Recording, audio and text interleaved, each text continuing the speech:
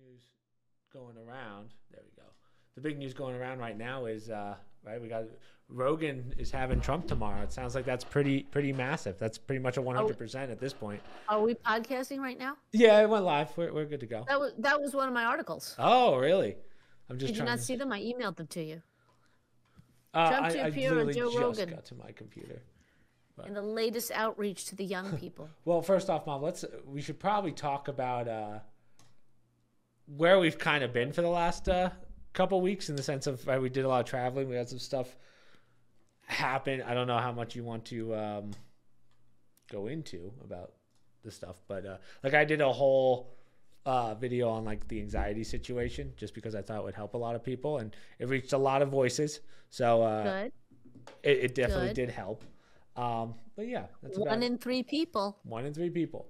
So I just want to quickly, we're doing a little testing here because I can't really see my chats and stuff, but I'm just Okay. very curious to see if we're live and it's the way it's working. Let's see. But yeah. So if I type into chat, let's just see. Hi. It should show up on my. Oh yeah, it does. Wow. And then if I go to multi-stream, it just goes all the way. Oh, and then it has everything. Oh, that's really neat. Good job. OBS does something correct. It's way better than Restream. I can't stand Restream. So I have a chat here that has all of them, all of our things together, including like TikTok and stuff. Nice. Now, I'm going to be honest. I've never actually seen. First off, let me tell you, one of the things that sucks about TikTok is it is impossible to get a stream key. So somehow they just gave it to me, but I'm curious to see if it's live or not. I don't even know what that means. So your stream key is what allows you to stream to a certain server. Okay. And I don't even know how to stream to TikTok, but whatever. That's besides the point. Whatever. So either way, yeah, it's been not rough, but it's been quite the eventful couple of weeks for us. It has been almost a month since we did the last podcast, which was also live. So Yep. it just goes to show how long we've been away. But I was away for 2.5 weeks, a little longer than Right. expected because of the family matter. That if you want to talk about it, it's your choice. But You're one of your podcast guests. yeah, Grandma took a swan dive. Grandma decided she was going to break broke her arm. dance in her Yep. townhouse, and she Yep. yeah. So I had to stay home a little longer than expected because we were just taking care of her. Man, I've been telling everyone's been asking about it, in the sense of like family and friends that have been Yeah. asking like what happened, and I bring up the whole like we got there at 12 a.m. We really didn't see a doctor, like a real doctor, till like 5 a.m. Meanwhile, we have a 90-year-old grandmother who took a nosedive and is in Yeah. quite a bit of pain, and we can't get a doctor. So it Yeah. just very it makes you kind of realize that hospitals not strong, just not strong and on a lot of this stuff. For those people who, may not know our story, she's about 3 hours away from us. And she is 90 years old, but she has all these people around her. She's got a friend up there. My sister has people up there. We have all these people. Do you know she falls the night when a friend is on a cruise? My mother's friend is down in Westchester. All these people. No one was around. So it was a wake-up call for us. You always think, oh, there's always going to be somebody around. There was no one. So Right. Chris took the hike up with me in the middle of late evening, and as an emergency, we spent the evening in the lovely hospital at upstate New York. Glens Falls Hospital, woo. Hospital. And fortunately, she's recuperating as quickly as a 90-year-old can, but it's kind of a done deal for her. So she's unfortunately lost her independence, because at least being hours away, it's just too difficult, as Christopher experienced, to It's do tough. that in an emergency. Yeah, it's not Yeah. ideal. And So luckily, it was just a fall and a broken shoulder rather than something more serious. So it's kind of like it's like that. It's a rude awakening is not the right word. A pleasant awakening, I guess. Yeah. In a sense. So yeah, yeah. the last time we had to take care of her, we being my sister and I, was when she broke her ankle. And it wasn't just, my relatives don't break anything easy. It's got to be shattered. It's got to be a shattered ankle where you can't even cast it. You have to put pins in it. Right. Same thing with the particular, she broke her humerus bone, which is the arm bone the tippy top. Yeah, Which you so can't like if you cast. have your joint that's connected to your shoulder like this, she broke the bone that literally connects the upper arm to that socket. Yeah, it's Seeing like the tippy top. seeing her x-rays, like literally the doctor or the PA was like, "Hey, you want to see the Yeah. x-ray?" We go look, and it's literally like you can just see like an emptiness. Yeah, like a line It's to, just a yeah. straight line through. So, But again, something that can't be casted, so that makes it even right. harder when you're dealing with an older person because she can't move her arm. We got to isolate it. She wants to move it, so it's it's not easy with an elderly person. You Yeah. know, she's was in shock for quite a bit. She kept telling everybody, "I didn't break anything," and her Yeah, story kept as you changing. see her arm and it's just black and blue all the way down. Like Right. that's when it's like, "Oh, this is way worse than Yeah, and just." it went from I passed out to I fell in my bathroom, which she didn't. It was in the kitchen. To I don't remember falling. To I mean, we ran the gambit of every possible Yeah. thing. But The only so yeah. anyhow, lives are radically changed now. Grandma's moving south. Yeah, pretty quickly, but it's just kind of funny in the sense that the doctor goes, as long as she doesn't move, it'll Yeah, heal naturally. And then we turn and we're looking at her in the right in the yeah, hospital bed, and she's like, yeah. eh. Leaning with the arm. Oh, it Yeah, hurts so much. We're like, Graham, you can't do yeah, that. So, and yeah. the healing process is 4 to 6 weeks, but that's to me, the doctors know better, but to me, that's like, um, that's for someone who has good bones, not someone who's 90. So that's why it's like, this could be Yeah, rough. they seem to think 6 weeks. It should knit. At the end of 2 weeks, you don't feel your pain sensation changes for the better. That's how the orthopedist put it. So we're actually at the 2 week mark next Tuesday, this coming Tuesday. So we're 2 weeks Nice. into it.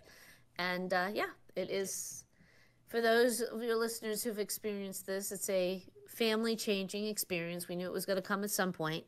It just kind of moves things along a little bit quicker. And we just have to get her where she needs to be. So we're back. We're back live. We're doing our podcast, squeezing it in before I'm off to Glens Falls again, and you're off doing your thing. Yeah, we're back to kind of our usual schedules, which is good. Again, it feels good to be back. And I was telling them Oh, not about, me, but okay. well, yeah. I meant the YouTube usual schedule for the podcast and stuff. We're back to that. Trying some Right. new things in the sense of we're streaming to multiple platforms. So, using something else rather than restream, but that's something I just have to get used to. But for the most part, everything else has been pretty good. As I said a thank you in the video that I did for letting me build a second computer at home for working back and forth. So that was the other Yes. thing that I said, because one of the big things that I said in the video was I might have to go home more, because of the anxiety stuff and what we talked about. So yeah, Well, in general, it's good to get out of your environment and go somewhere else. You know, once a month, once in a couple months. I think you go because the nature of your job, you work from where you are, you live there. You know, it's nice to have a break. And I think a lot of young people your age, well, many people not even young, they're experiencing that because everyone was working from home. The whole COVID experience when people were trapped in their houses.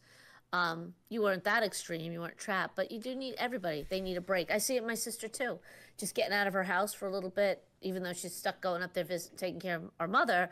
But it's a different environment, not necessarily better or worse. It's just a different environment, and I think mentally people need that sometimes. Got to get the cobwebs out, you yeah, know.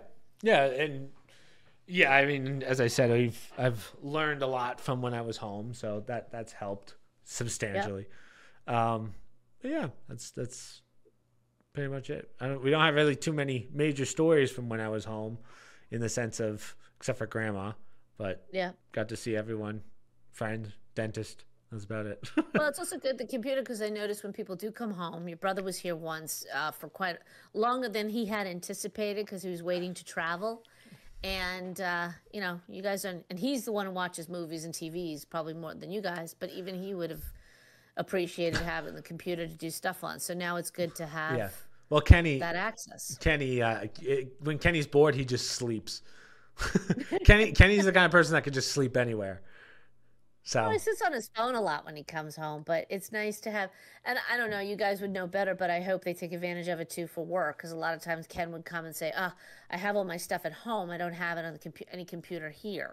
So right. you had mentioned something about sharing drives and whatnot. Yeah, So that helps people. I'm trying to create what's called a NAS system for home, which a NAS system is basically like a Nice to have. long form, like long range file sharing system.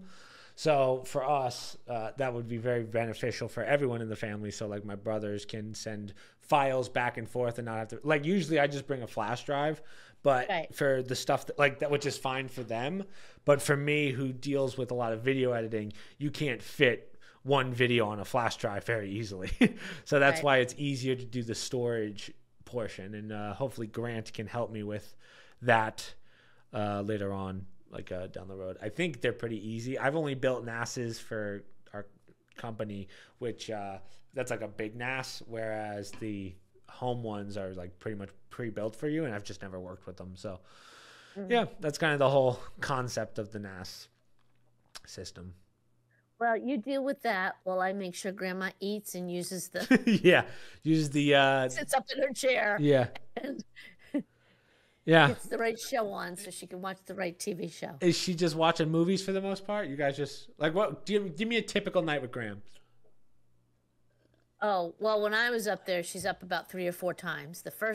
See, I was at the beginning, so there's a lot of moaning, a lot of crying, a lot of ouch, a lot of I gotta get up. So by now, I think she's stabilizing a little bit, but she's elderly. They get up a lot in the night. When you're uncomfortable because she can't sleep in a bed, she's in her armchair. You know the best thing? The chair that you have down there. Uncle Jerry said that same thing. That I didn't. I walked Yeah. in there in that guest room, and I'm like, oh wow, this chair is really wide. Like I didn't realize Yeah. how wide that chair is until you sit in it. But yeah, it's comfy. You can sleep in it. You can do everything. Sometimes I'll just The one sleep at in your that. place. Yeah. You talk about the one you Yeah. have, yeah. Sometimes So I'll that's go in why- there. I'll sleep in there. I'm like Darth Vader. Well, it's a good one for her too. But I'm hoping by the time she gets to our house, she's gonna use. We have those adjustable beds, right? Right. So she's gonna. I already bumped Dad. I already said, listen, we got to give the bed up to Grandma, and he was fine with it. So we have that, but we don't have a recliner like that. So anyhow, that's a typical night. The days are, she keeps herself entertained. She's not a big. It's hard to do movies with Grandma because she can't hear too well. Right. And she loses focus. I think Aunt Sue said she was starting to get crabby, so we know she's getting better. She was complaining a lot more, so we figured she's getting better, and she's coming back to her old self. But I'll let you know more next podcast because I'm heading up tomorrow and taking over the weekend shift until she gets back down to New Bern, Right. down to North Carolina. Gotcha. But yeah, so we kind of have a rough future ahead of us, I guess you could say, as a It'll be challenging, that's for Yeah. certain. We'll see where it's going to go, but more importantly, we're in the home stretch for the election. I knew you were gonna. Mom wants to get 11 right into days the left. election stuff. I know. I wanna knew get into you it. did. I do. Yeah, I mean, we could go right into it. I mean, this was a pretty big week for Kamala in the sense of the amount of blunders and fumbles and whatever you want to call it that she's had. I mean, she's just not polling well anymore. Like, it's not even a matter of, oh, maybe it's a chance that she's got this. Like, it's at the point where there's really nothing left for her campaign. As the Rasmussen pollster said, it looks like it's a Trump victory unless there are shenanigans. Yeah. So, that's but- an interesting way of putting it, shenanigans. Well, I but- think most people are under the impression of like, listen, the 2020 election, whether it was stolen or not, okay. But this one, if Kamala wins, it would make even less sense at this point than the last election. And I think more and more people are realizing that. So, and including Democrats, like as I say all the time, I have Democratic friends who feel the same way. So I just, it's going to be an interesting couple of days here. And I don't think anyone in America is going to believe that Kamala won this one. Like every statistic says otherwise. I think the bigger issue now is not even Kamala, it's saving the House or saving the Senate. And I think that's the scary part for the Democrats. They're going to lose. I'm pretty certain they're going to lose the Senate. And we're going to keep the House, we being Republicans. Right. And on top of that, if you get the White House. So that's still, you're about to see a meltdown like we haven't seen in a while, right? Because, it's perfectly fine when the Democrats control all 3 chambers or 2 out of 3. It's a nightmare, an Armageddon, and the country's going to end when it's another party, the other party that has it. So Right. You know, that's part of the whole issue. So they're scrambling more about what they call the down ticket, Yes. people under Yeah. Kamala. So that's the bigger concern. I think you gotta. It is what it is with Kamala. I don't know what they plan. The Democrats, who knows? Their last ditch effort. One of my articles was they tried to do the October surprise being John Kelly, who was his chief of staff for a period of time. Trump's when he was in the White House, came out and made some comment like, "I heard Trump say that he wished his generals were more like Hitler's generals, the Nazis." You got any proof of that? You have any? Are we just going by word of mouth here, or what are we doing? You know, and it's pretty sad when even Mike Pence has to come out and say John Kelly's a liar. It was never said. Okay. Yeah, that's like Everyone's coming out and saying the guy's a liar. I mean, to throw yourself under the bus like that. I mean, some of these individuals that were in the first Trump administration are just really pathetic individuals to attempt Yeah. something like that. But hey, he's the one that put him in there, so that's yeah. Yeah, I blame his children. Yeah. I blame the children who were in the White House who pushed for certain people that turned out not to be the best. But at the same time, I saw some article just minutes ago. It's got to be fake. Kevin McCarthy is being considered for chief of staff of the next Trump administration. I I mean, don't think so. I cannot believe that would be true. The man is just a disaster. Yeah, would that would lose- be very Trump could surprising. lose the election over that, to be honest, if that turned out to be true. A lot of people, including myself, would be like, yeah, nope, not happening. Sorry. Yeah, it's very it's again, it's very interesting because there's not much information out on who's going to be what, except obviously Elon and who's it? Kennedy. Yeah. But besides that, like even on Kamala's side, we don't really know who's doing what. Tim Walz is having all this stuff come out about him that's like we don't really know if it's true or not, right? But it's just a lot of this is he said, she said, and it's kind of annoying. I won't lie. Well, that's what happens. Yeah. That's what happens. They have another accuser out. Oh, Trump groped me after Epstein. I mean, it's pathetic. Yeah, but we Just have coming no up a proof. week We before just- an election. yeah. Right. And now, even if it was true, you know, you wait till the week. Come on. Oh, How but you know- stupid do you think people are? You know what is weird though, right? You have remember Usher a couple weeks ago was like, "I'm not taking a side." Oh, On the yeah. View. Well, Now all of please. a sudden the whole Diddy stuff comes out. You have all these celebrities like, I back Kamala. It's like, well, okay, what's going on here? Very Yeah. strange.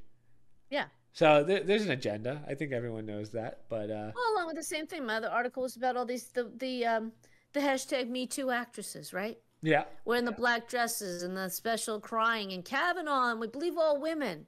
All right, so the vice president's husband has been credible evidence that he slapped around his ex-girlfriend.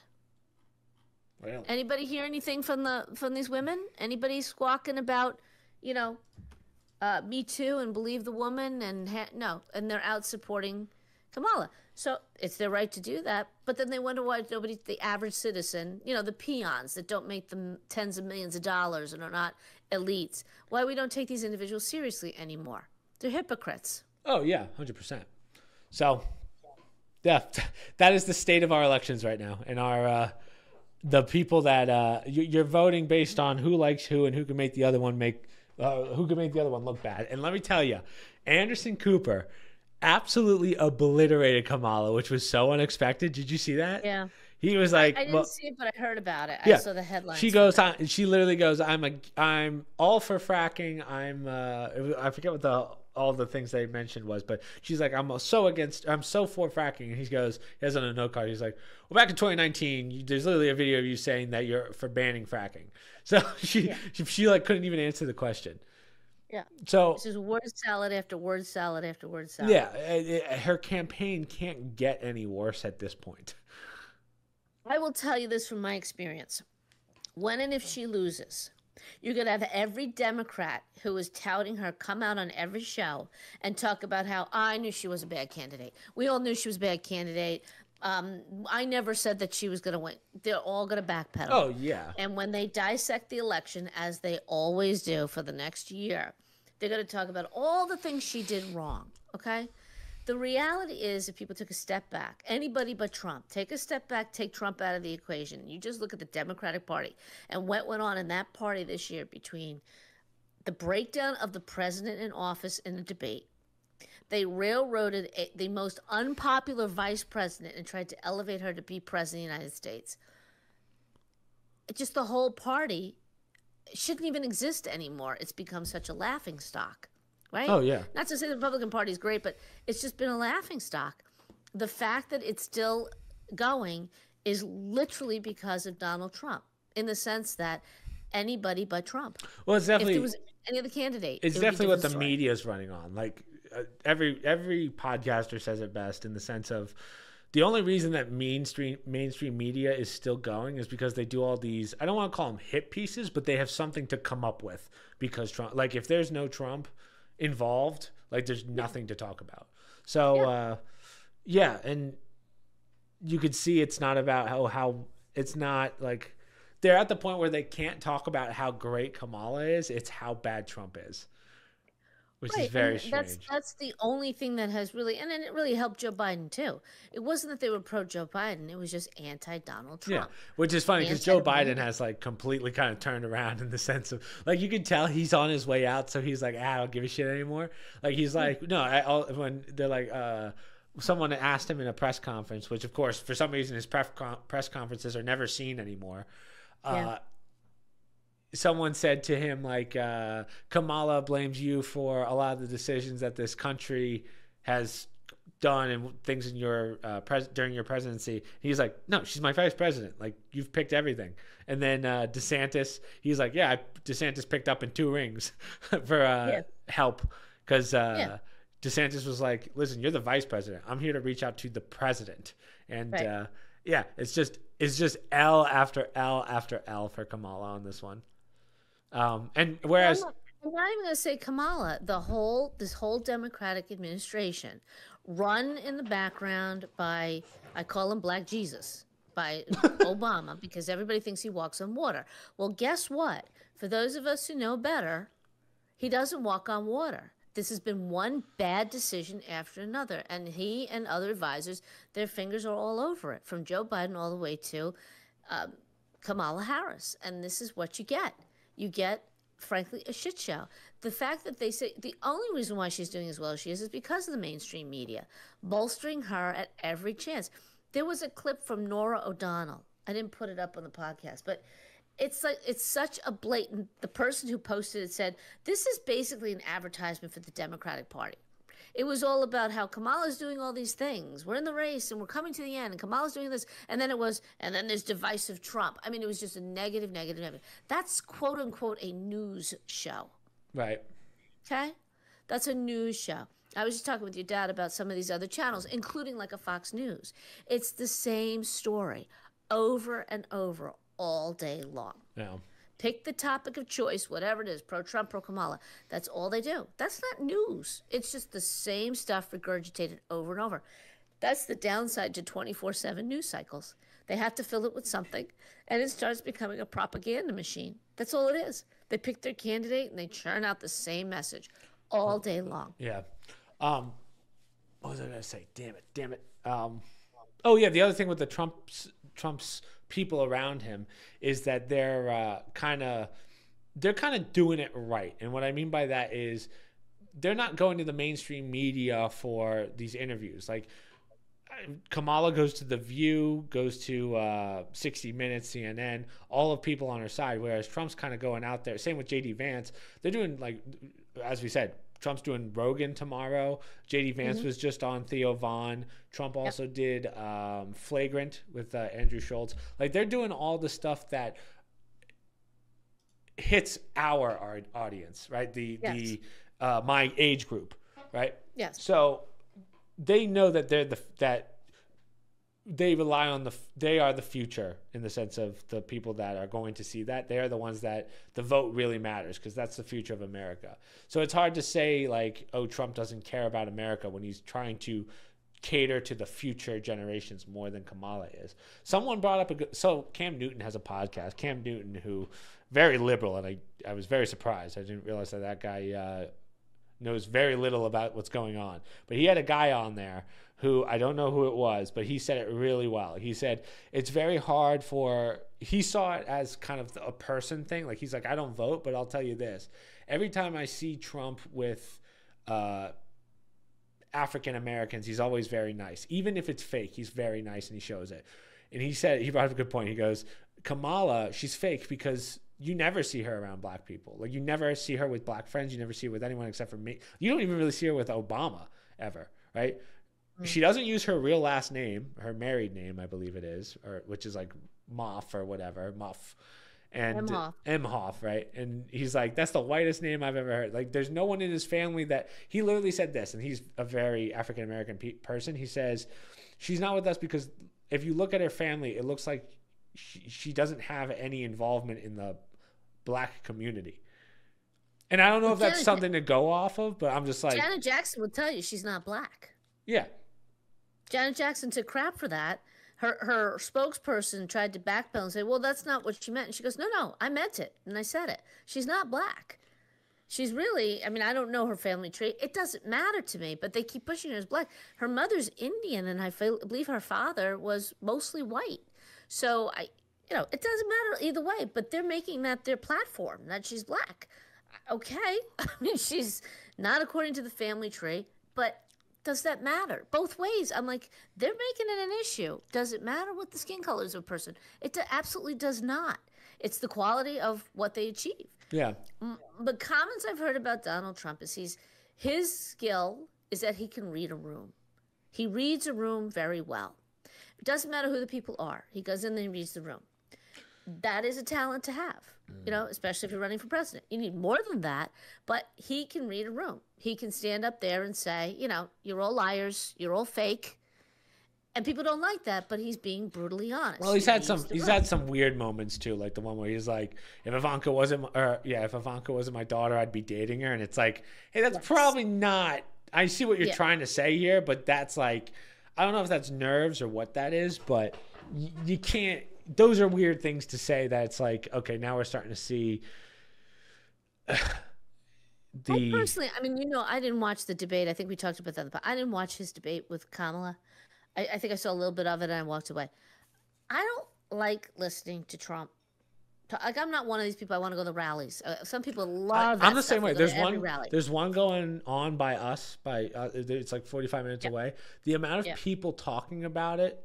I'm in a very conservative town, but I'm like, no, I'm not going to those. I have a political podcast, so I'm not even freaking going to that. It's gonna be a shit show. Well, I mean, I would go to one of them just to say, because he's one of those figures, whether you like him or not, he will make the history books.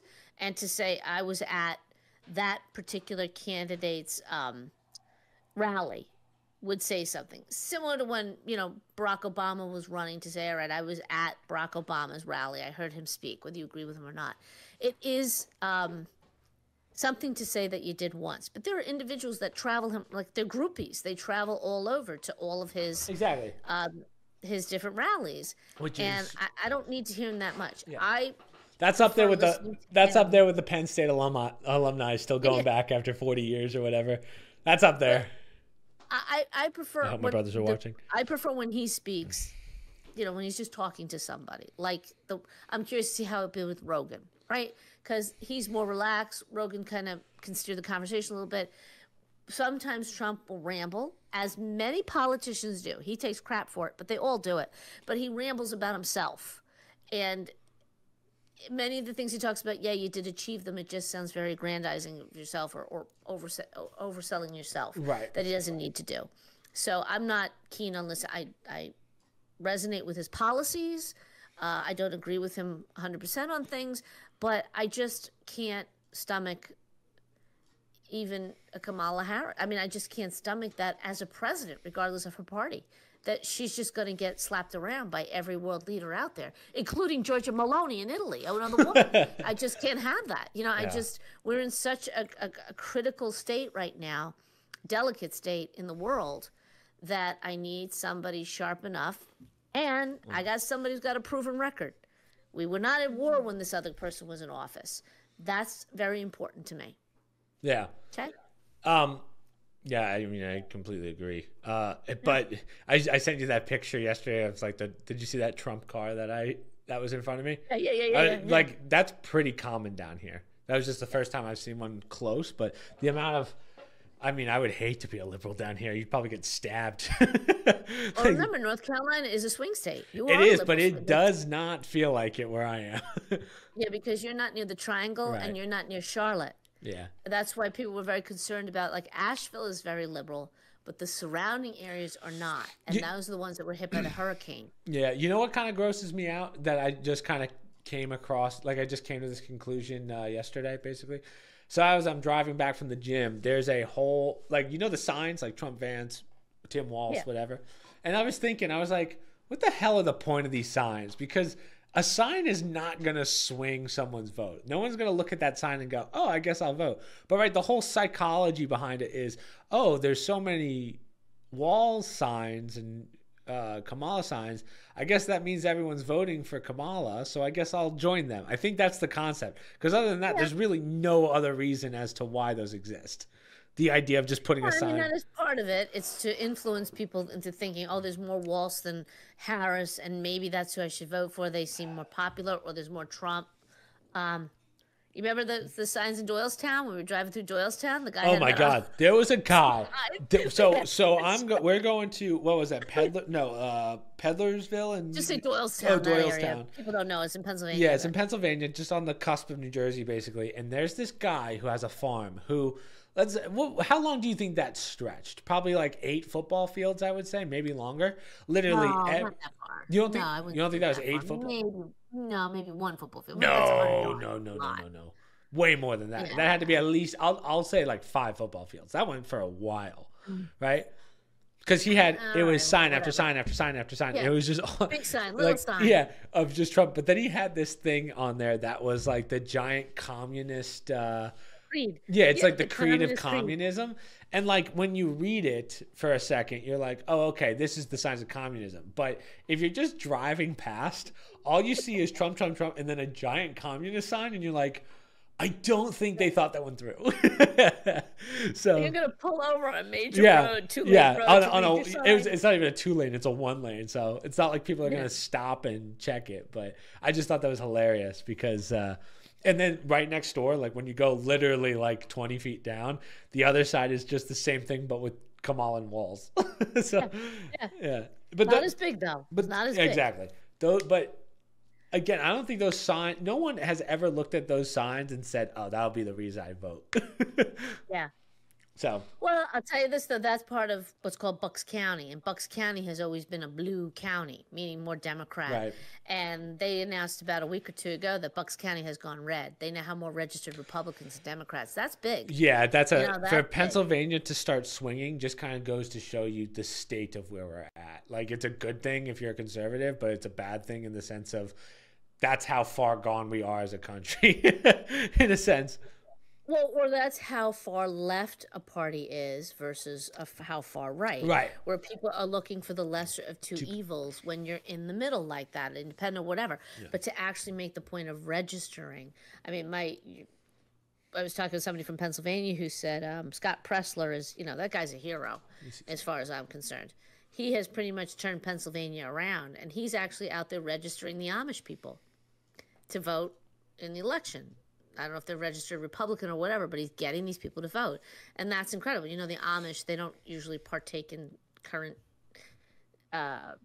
modern day processes. Right. I don't know, maybe some of them vote, but they're not known to be a voting bloc. But as this person pointed out to me, the FDA came in to one of the farmers in the area and demanded that they put all sorts of additives and stuff to the milk. And I don't know if that individual's Amish, but the Amish people, they don't like that. You don't touch their farming. They're conservative. They do things the old-fashioned way. And when they came in and they enforced it, that was enough to turn many of the Amish community to say, you know what, we've had enough. You're not going to come in here, which equated to then you better start voting for the candidate who's not going to force you to do that. Right. That being the Republican. So he was able to get many of the Amish people signed up and ready to vote. That's the stuff that matters. I want all people voting. All citizens voting. I don't care whom you vote for. I just want you to vote because that's your your privilege and your right as an American I citizen. agree, but I also think you have to take a IQ test before you vote as well. I feel like I need you to have some level of politics in your mind before you, like, just a general understanding. Like, I always say this story because it was so wild to me. In the 2020 election, I said to my friend who, like, we were talking about politics, and she goes, I'm voting for Joe Biden. And I said, okay, but you know that if that happens, there's a good chance he passes away and Kamala Harris becomes president. And her answer was, who is Kamala Harris? That is someone I do not believe should be voting. Yeah. Sorry if you know who and you are and that's you're we watching. go off on this tangent again, but that's a mistake of the public school of the school systems because Exactly. they took civics out and they keep people stupid and they tell people how to vote. That's the ultimate goal. If you don't educate yourself, if you're not a critical thinker, if you don't know these things, and a lot of people, myself included, when I was younger, I didn't see how important that was. Life was Right. more important than an election. But then you come to realize that dictates everything in your life. You need to take part. And it's a process, but it's supposed to start, in high school when you teach kids. I don't care if you become a ballerina.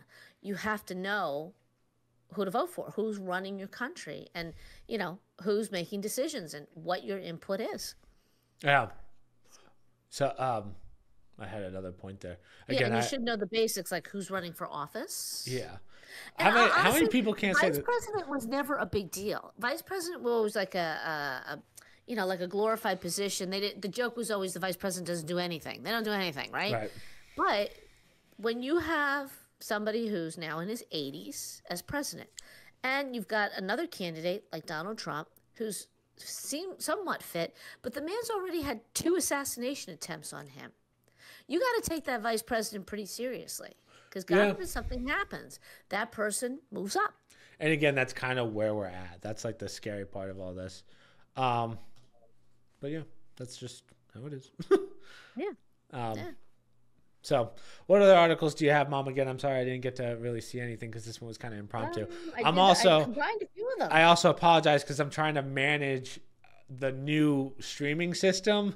So I'm doing like 2 things at once. This is why I need my goddamn producer, Michael, to freaking step up here. Where are you, brother?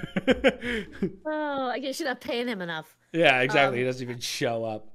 I had 2 human interest stories. Scientists discovered dogs are entering a new phase of evolution. Really? It's very interesting. So we have this hormone in us, Oxycontin.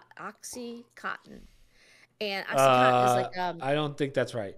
Oxycontin is not maybe it's oxytocin. Oxytocin. I'm sorry. Thank you. Yeah, Let me find it. probably That's my oxytocin. M off.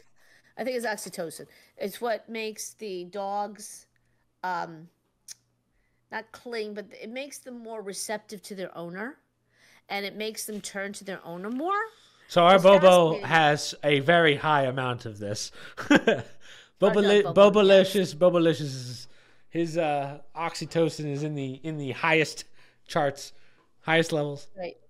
It is oxytocin. Yeah. Yeah. So they did in Sweden. They did a study of this. They put the nasal spray in dogs with the oxytocin and another one with just saline. The ones with the oxytocin, and then they gave them these treats to open. Ooh. I don't know if this is good or bad, but the ones they made them difficult to open. The dogs that had the oxytocin turned to their owner immediately. It's like fix it, pick it up. I'm looking at Bobo right now. Yeah. The other dogs would try out longer and harder to figure it out for themselves or walk away. So that's that dependency that they're seeing with dogs. The article talks a lot more about just in general, like for instance, service dogs and how very advanced they are compared to traditional dogs. Right. But there's been an evolutionary side of it because the dogs in the old days, I always joke about the pioneer people, they would laugh at us today.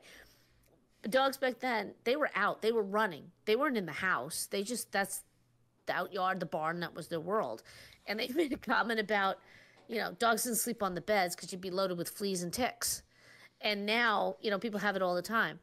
And dogs are more housebound. They go out, but it's not their home to be outside. They tend to be more in the house. All that stuff is evolutionary for dogs. It changes their behavior. It makes them even, as they put it, they're even more domesticated than before. So anyhow, for all these people who are loving their dogs and seeing changes in them, how much more, and then you get your pit bull. Yeah, whatever that thing is. I saw the pit bull and the pug. You're like, what the hell? There's no way those things are designed to be bred like that. Well, how about those dogs in the UK? I can't remember what they were called, but they were enormous. They were Bull like Mastiffs? bred with no, they were bred with the bull mastiff, but they actually started euthanizing Oh, them. Tibetan.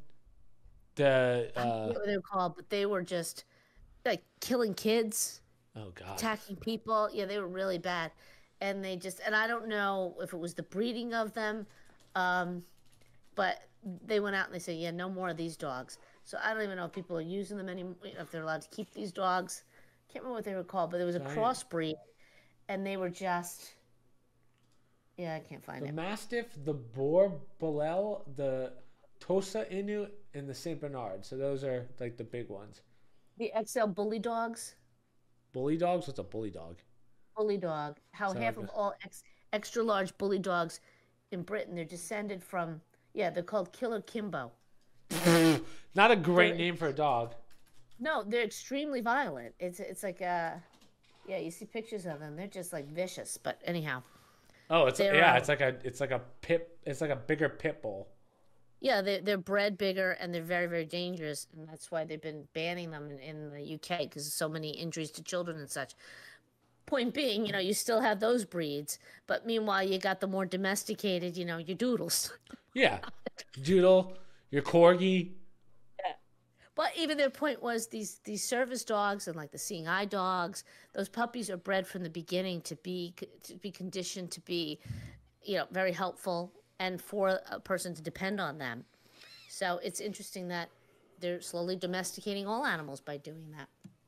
And my other story, which I thought was kind of neat, and this one I just caught at the last minute. It's about there's in Michigan, there's this giant park, like a nature park, Right. 60 some odd thousand acres. They must have these isolated cabins. I have to pull it up in the woods. One they said is reachable. The other one is 9 miles. You have to trek to get to this cabin. Bare bones. There's a wood burning stove. You have a sink with no faucet, so you have to get the water outside, I guess, and a bed. That's it. And they started putting, I want to say, what did they say, 90 years ago? They started putting blank notebooks in there. And people would write their experiences while they're out there, whatever they wanted. They could draw pictures, they write poetry, whatever. And the rangers would go in there and they would, when the book fills up, they take the book, they put a new one. So you're encouraged to put your thoughts down about your experiences. And it's kind of neat because they created a library out of it. So they have I think they said a few hundred of them, of these books. And it's just interesting to see what people would write. And you have the old fancy script from people from the Yeah, 1920s. and now you have and people the that can only print. yeah. Porcupine Mountains Wilderness State Park. It's in Michigan, 60,000 acres. And they said, like you see over time, people would write their thoughts or they would write about what was going on in the world. And they wound up gathering all these books and they keep it together. And even one of the rangers says, sometimes I like to read them while I'm having lunch because you just, you see Something into the to do. lives of people. Yeah. Yeah, some people write about their experience with their kids, what they did that day. If there was bad weather or snowstorm, they'd write about it. I just thought it was kind of a neat idea and that they would just keep refreshing it. And, I guess people get a little stir crazy because there's nothing else to do. Exactly. It's fun. I don't know why this came to mind, but I was just talking to a teacher on the plane about how kids don't write script anymore.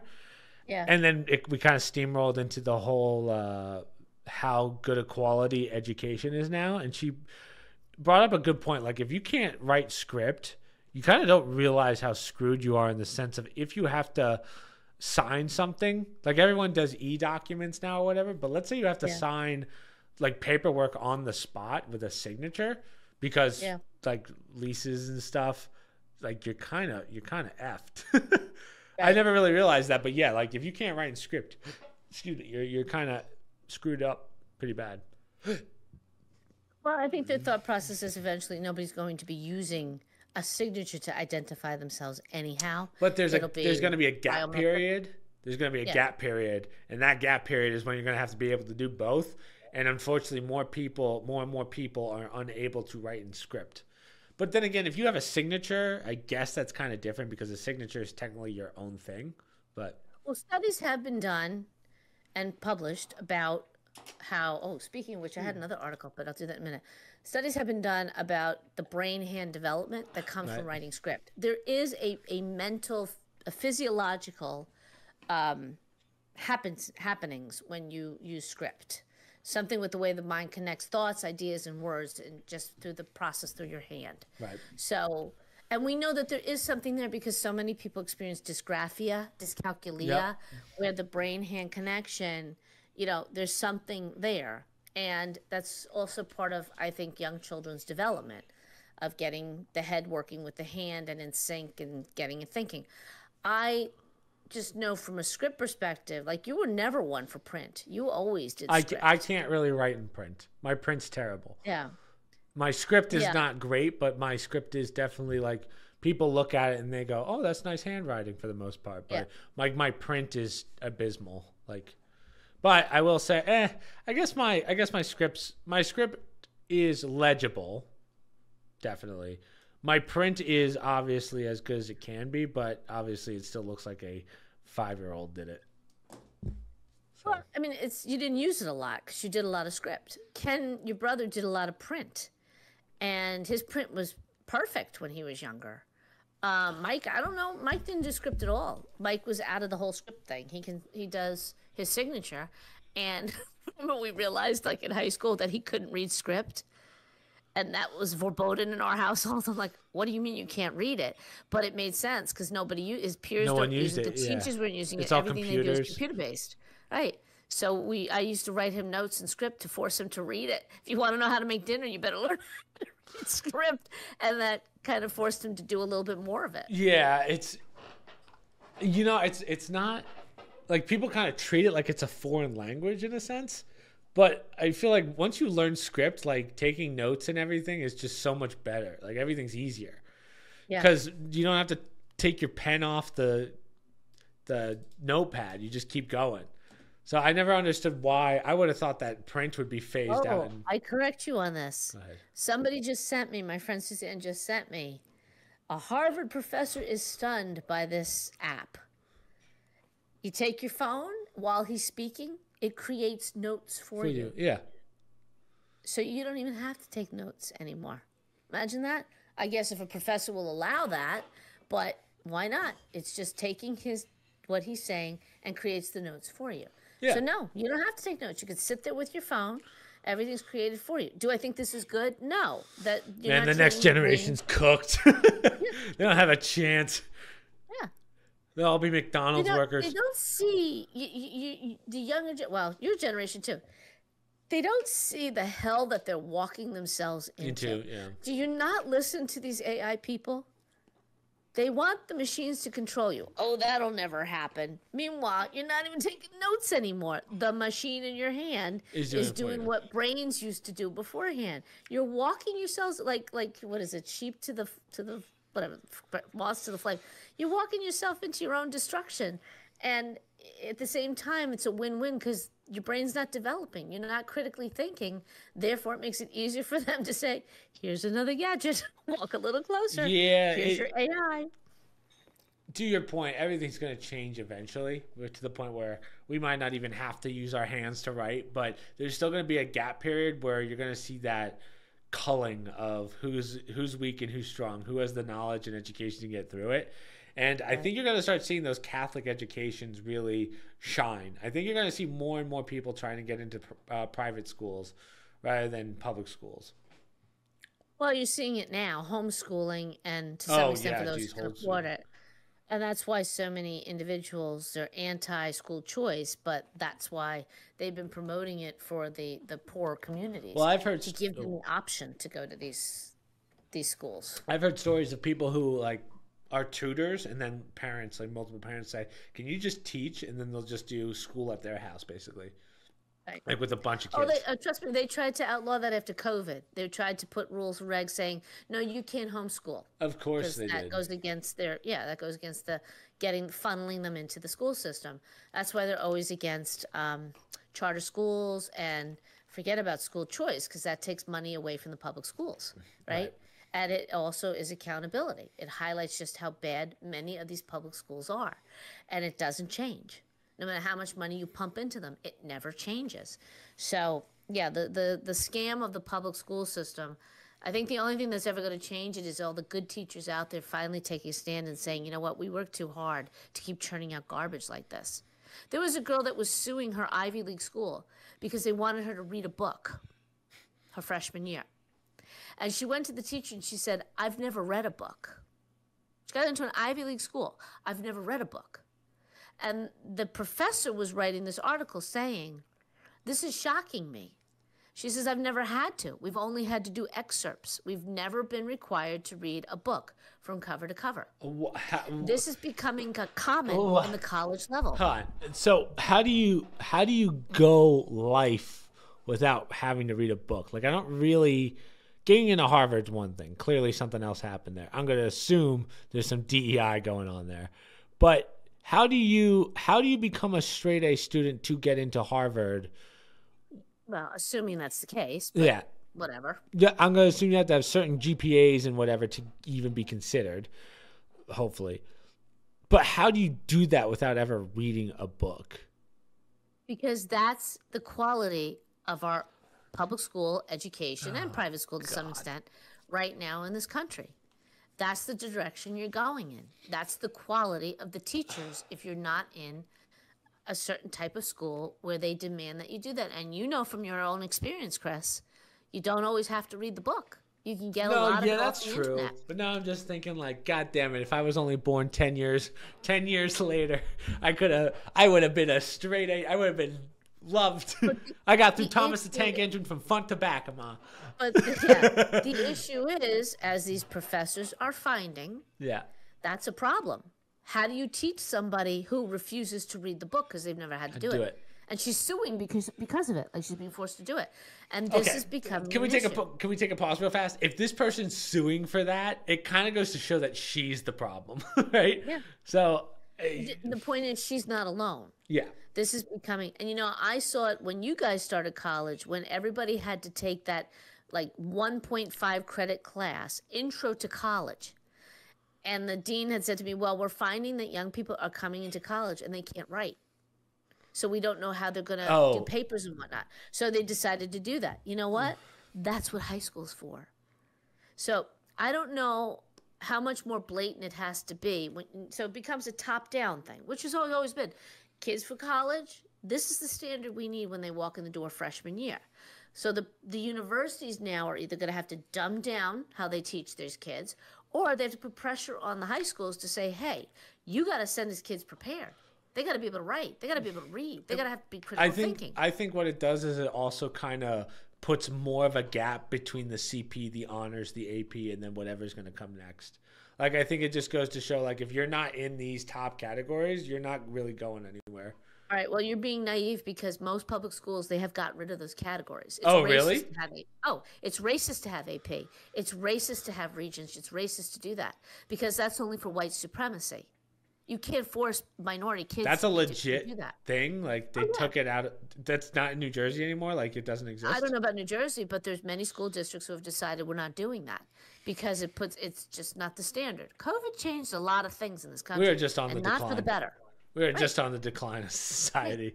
This is not good. And God forbid parents, all those school board meetings, when they go in there, they're spending their time talking about, I don't want little Jimmy reading about, the improper things they're doing in the men's room with little Johnny. Right. I'd rather you teach them how to read and write. That's racist. You can't do that. Yeah. Or that's transphobic. You can't do that. That's how bad our educational system has become. I saw sometimes on TikTok, those will pop up, like people that'll go into the teachers' districts and those town hall meetings and talk about stuff. And one guy walks up, gets to the podium, and he goes, well, good to see you, you fucking retards. I was like, damn, this is going to be good. Yeah. So, well, nobody ever took the school board seriously. Everyone was like, all right, who's running for school board? Just go ahead, fine, pick them. Well, now it matters. Yeah. Because now they're seeing the garbage from COVID, what's going on in these schools, and they're holding the school boards accountable. And the answer was, we better get the FBI involved because if these parents keep questioning us, they must be terrorists. God forbid you question. My tax dollars should not be going towards these transphobic, whatever, trans books. Stick them in a library, but not in the school library. And how about you teach my kid how to read? Right. People never realize how bad it is until now. Yeah. Good point.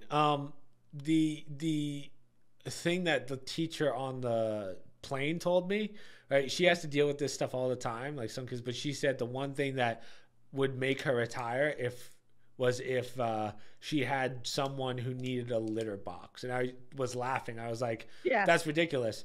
And then she said, no, there are children in our school that bring litter boxes. Yeah. Don't I you was remember like- that girl that from the gym telling you like 30% of her class Yeah. in New Jersey were furries? Yeah, that's Kyla. That's the furries. Yeah. I was like, being a furry is one thing, Mom, but when you're bringing in your own litter box, that's...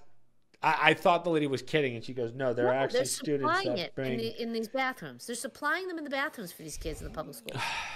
Okay? This is where, and they're not paying for it. That's your tax dollars. Yeah. Okay? And people are not aware of it. Their parents aren't aware, or it's their attitude is, well, it's not my kid, as long as it's not my kid. Right, But which isn't this the is right... how right. This is how ridiculous, and that's why I say I think the only thing that will really turn it is when the good teachers start turning around and saying this has to stop. You know, we can't. We're going down the drain, and more kids being pulled out of the school system, going into private schools, like you originally said, or into religious schools, or homeschooling. That's the only thing that's going to, you know, make the difference. And people can't afford to do that right now. You know, they have to stick their kid in the public school because it's free. And many of them, they go for breakfast, lunch, dinner, and aftercare, and our tax dollars pay for that too. And if the parents work, they can't pull their kid out. Right. But back to what we're saying, you're going to raise a generation of kids who can't critically think, Can't do anything. let alone the whole furry thing. And I was thinking of this before when we talk about studies. I had another article, but didn't come across that a prominent doctor that did the research on the puberty blockers to help kids who are trans. Apparently, the data shows that it does not help them, and they refuse to publish it because they didn't want people to know. Right. Well, again, I would just think that that's common sense. Once you're like, so when we went to the doctor, we were talking about testosterone replacement therapy. Yeah. Like, you shouldn't be putting extra hormones into someone's body unless they absolutely need it. Like, think about, this is where I always struggle with people when it comes to the medical aspect of the transitioning and stuff, right? Think about this, right? If you are someone who has normal testosterone as a male and you put more testosterone in, you're screwing yourself. Can you imagine if you put something that's not even made for females into them at high dosages? What makes anyone think that that's a good idea? Like, that's But safe. that's what they were saying, that these kids are so Yeah. desperate that they're suicidal, that they desperately need this, and it's going to help them. Everybody, including parents, bought into it. Yeah, I don't want my kid to be dead. Yes, do it, do it, do it. Which is Come to insane. find out, you know what? The studies show it doesn't help them. Well, I was just talking about this with people at the gym, but I think it's like, again, maybe this statistic has changed, but I'm pretty sure this is true. I'm going to say back in like 2020, I saw this, so maybe it's changed. 54% of people that transition end up committing suicide. Now, imagine if you said a group of people, let's say Asian males, 54% of them were committing suicide. The first thing you would do is you would say, why is this happening? You wouldn't just let it go. You would say, why is this happening? How do we stop it? But for some reason, when we hear that, we go, okay, let's get them the help. And then the help is, let's start the transitioning process. Like, there's no therapy. There's no debate as to whether or not is this a good idea. But I was also talking to them as someone who has somewhat of a psych background. Who are you going to put into place that can navigate that for them?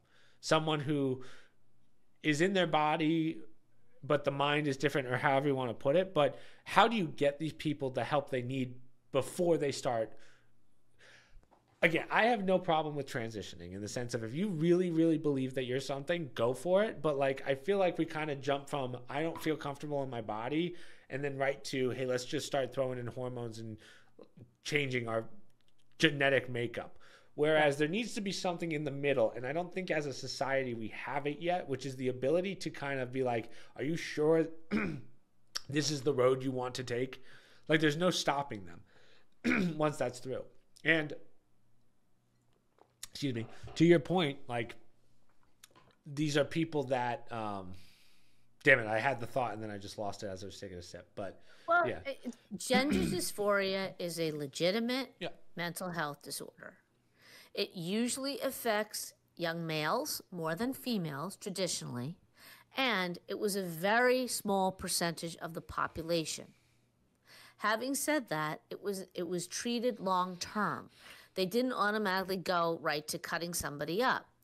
And it took years and years of therapy. It took time and whatnot. Right. Okay? In answer to your question, it's money. Money. Money. People are making a lot of money cutting these people up. And somebody decided with COVID, let's start cutting up the children because it'll be good for them. Right. Okay? And you had a lot of depressed young individuals, desperate because they've been immersed in social media from the time that they're born, which has not been good for people's psyche in varying degrees. Yeah. Then you put them through the ringer with COVID. Then you put them through the stress of school through COVID. Okay? Then you come out of the situation and now you have even more depressed and lost people. Then you've got vaccines and whatnot and the pharmaceutical people, so much in your life that mommy can't go to work anymore unless she gets a vaccine. I can't go to school unless I get a vaccine.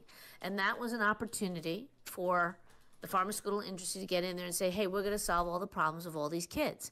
They're obviously gender confused. Right. And if you think back last few years, it came on like a banshee. Then you start passing laws saying the school's going to decide if the kid is gender confused, not the parents. We're going to take the kids away from it, blah, blah, blah, blah, blah. Okay. There's money because once you start cutting these children up, they're on pharmaceuticals for the rest of their lives. When they look at statistics and say, well, you know, this is better for the child. Okay, show me the statistics about the 34-year-olds. Well, we don't have that yet because we don't have those individuals to study. Yeah, because it's never been done before. So to say, oh, it's perfectly fine, perfectly safe, do it, do it, do it, just like they did with vaccines and other stuff. And now you put pressure on parents to say, if you don't do this, your child's going to kill himself. Yeah, which is well, naturally, scary. parents going to, you know, all right, whatever. Then you force them to do it, which places like California, they are forcing parents to accept it. And you're having school psychologists who, not for anything, but school psychologists tend to be those people who aren't smart enough to go into private practice. No, there's definitely something Right? said to that. There's definitely Right. I know some teachers who I graduated with who I'm like, how the hell you couldn't teach anything. So it's kind of the same concept with in-house doctors, I guess you can call them, the nurse. Right. So yeah, I So don't know. many of these individuals who wind up taking puberty blockers or start the process of transgendering. It's a Transition. fun thing to do right now. You're getting a lot of attention. You're like the heroes, okay? This is the complete opposite of the poor souls who legitimately were struggling with that specific issue, who were outcasts because they were so, you know, but they were rare. It was a rare situation. Maybe there were more out there we didn't know about. Certainly not the explosion we have now. And my concern is, and it should be the concern of the psychiatric community, is we have an entire generation of people we're treating with something that may not be their problem. They're probably just depressed for other reasons. And how do you think it's going to help them when 5 years from now, after they've gone through surgery? How about a 5-year-old who's now 15, who says, what did you do to me? Which many of them are doing now, but they're not allowed to speak out on social media. They're Right. not getting the attention. And they're raising the alarm and saying, this has to stop. You can't do this to young children, right? And if you do it to a young child, that child better have been in therapy for years and years and years before you take a knife to them, which was always the standard procedure. You never changed a 5-year-old. It's absurd. To And even that's think another about one it, of yeah. these. We're going to look back on this in 10, 15 years, and people are going to say, were they crazy? Were these people crazy doing this? Yeah. I think it's going to be longer than 10 to 15 years, but I see what you're trying to say. I think, yeah, there's so many things. It's one of those things where even when I was in college, there was so many, and again, I had some world-renowned clinical psychologists and doctors and whatnot when I was there as teachers. And Yep. even they were like, hey, we have no real idea how to navigate this. And I had a closed doors conversation with one of the teachers who was very well known in the psychology world. And he said, we get paid to not talk about this. And I went, I mean, I get it, but there's lives kind of at stake here in the sense of 54% are dying. And at the time I didn't know that statistic, but looking back on it, I'm like, well, what would you do differently and there's no answer. We just have to kind of figure out some way. But for me, when it comes to this topic, I do feel like we start with the whole I do not feel comfortable in my body, and then it goes right to the next step of let's start hormone therapy, and then next step is surgeries. But there's clearly a massive gap there before you do that. Like Yes. there's something in the middle there that we are, for some reason, when it comes to any other mental health issue, you go to therapy because there's therapists for that, and it's tough when there isn't one maybe for transitioning. But normally you would have levels of therapy and doctor's visits before you go right to hormones and Right, but the surgeries. pharmaceutical industry doesn't make money that way. Mom, don't you dare bring them up. Well, I'm just Don't saying, Do it, the mother. sooner you get these kids on pills and meds, and this is not just for transgender. Pharmaceutical industry learned this with the ADD and the autism and everything else. It's a freaking pharmacy in these public schools. The public school system in this country needs to be blown up and started from scratch, because I don't know what the hell's going on in these schools anymore. I don't even think teachers are aware of it. Definitely parents aren't, and God forbid those of us who are taking a stand saying this is not teaching anymore. I don't know what these institutions are turning into, because my tax dollars are funding really the demise of an entire generation, and I have a problem with that, paying for that. And to your point, Get to that blue ninja. anybody who goes through something that serious, the last resort should be pharmaceutical. It should be talk therapy. It should be, and There's not so saying many against things. school, not saying against school psychologists. I have no problem with them. Bullying, bad day. I'm not pretty. You know, I didn't make the team. I'm struggling with SAT stress. That's great for a school psychologist, okay? When you start elevating it to ADHD, autism, things that require transphobia, things that require a professional who's seen it, who's experienced it, who's done the therapy research on it, not some fifth grade teacher who barely knows how to pay Yeah. her mortgage every month. Yeah. I don't need her telling my child, you know what? Don't tell mommy and daddy, but I think you really want to be a little girl, little boy. These are the last people I want helping my child, and they should be the first ones to say, I'm not qualified, but you should go see a psychiatrist, and the school should make the referral. Hopefully not some, and then then the school should walk away, you know, other than to educate the kid, and let the parents take over with the help of a psychiatrist. But instead, we've warped it into I'm having some crazy who doesn't even know my child, who thinks they know better. A school psychologist. Yeah, That's not just that's bullying. that's not something that. Yeah, that is incompetence on the teacher's part. Like, I can't blame the kid for feeling this way when a teacher's trying to push them one way. That's not a teacher's job, and it should never be their job. So that's why, to your point, it's very gross to see or hear stories about when a teacher goes, "Oh, you look like a boy, but I can tell you're a girl, so you should talk to your parents." Like, stuff like that. Yeah, I don't. That's a And right wild. after COVID, you had so many of these preschool teachers and kindergarten teachers who would boast about how they would do it every day. Oh, I want them to think like that. I want little boys to be little girls. These are not normal individuals themselves. Right. They need help. They should not be teaching. That is not a normal response for any child. You should be indifferent about that stuff. You don't bring that into the classroom. And that's not the way teaching is seen today. They want you to be the molder of your children. And, you know, to me, that's an ideology just like Christianity and Islam and everything else. If that's not allowed in public schools, their ideology should not be allowed in public schools either. Yeah. I'm not paying for that. Let the parents discuss that. Let them do somebody who's a professional. That's not the responsibility of the school district. But they want to own your children, because when they own the kids, they decide how the kids think. Right? Yeah. No question about that. I mean, I completely agree. Yeah. But you'll see the backlash. Get ready for it, you guys. I'll probably be dead. But all these young people with their furries and everything else, you know, it's sad. They're losing their childhood. Oh, yeah. Right? it might be funny and cute, and maybe they're getting a lot of negative attention over it, or attention that's not good for them. Right.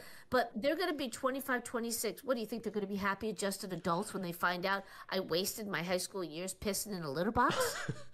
Well, I always hate the saying negative publicity is good publicity, because it's such a bad mindset to have when it comes to, like, even if you are good with negative comments on, like, YouTube videos and stuff, they still get to you. So all because it's publicity doesn't mean, or negative or whatever, Attention. doesn't there becomes a point where it becomes just attention, and that is going to weigh on you at some point, no question about it, because especially if you're doing it for all the wrong reasons. And it's going to turn, because right now, God forbid you say something against the furry. If you say something against the furry, you're the kid who's going to be brought into the office for bullying, right? Mm-hmm. So you have to either blow sunshine up their ass or leave them alone and accept them for who they are. Okay. But meanwhile, is that really an organic lifestyle for the furry kid? Yeah. Who's then thinking that I'm great, I'm wonderful, everything's fine, what I'm doing is perfect. I think it's more so the fact of people wanting to be different, right? And that's their form of attention. Because of all the outlets they could have had, they needed to go to the one that is the most, this is going to sound weird, but most easy, I guess. And what I mean by easy is you could have became the best pianist in your class. You could have been the best guitarist, best soccer player, but instead you did the easy road, which is I'm going to pretend to be something that I'm not. Now, I'm not against people doing what they want, but eventually you're going to end up convincing yourself of something that is not true. And that's where, to your point, that's when childhood falls apart. That's when traumas start, and you're doing things that I think a lot of adults nowadays go, oh, that's just a phase, or this is just a phase and they'll get through it. But what happens when they don't, because you just let them do their own thing, thinking that it was just a phase? And I think I'm seeing that more and more in the younger generation. Like one of the parents that I know at the Y is kind of like that with their child, in the sense of kind of lets the child do what they want. Like, oh, he's a child, so he can get away with breaking windows on, I don't know, egging a house, like that, for example. And it's like, yeah, you could do that, or you could nip it in the bud early on in life so that they understand why this is wrong, and then expect them to just kind of figure it out over time. That's just not how that works. Yeah, this blanket, let a kid do whatever they want. As a parent, you have to find the happy medium. Kids need guide rails. They crave it. And there are different degrees of it, I agree. And that's when parents have to make that judgment call. And each kid in your house is different. Not every kid needs to be treated the same way. But you have to understand, a lot of parents are lazy, which is true, or they're very busy with what they're doing. They take the easy way. But we're also at a point where if you say something at school, they'll take your kid away from you. Yeah, that's a whole nother topic. Let me just pause real fast, Mom, because now more and more people are coming into the chats. So obviously we're doing the podcast. We've been doing it for an hour and a half. We're using a new streaming system. So I'm managing, I'm not even exaggerating. My mom can't even see it, but I'm managing 1, 2, 3, 4, 5, 6 windows right now. So we are live on DLive, Kick, YouTube, Twitch, TikTok, and I think that's it. So it's a little tough for me to manage everything. So I'm going to try and get everything, like any questions and stuff we do in a little bit, all together.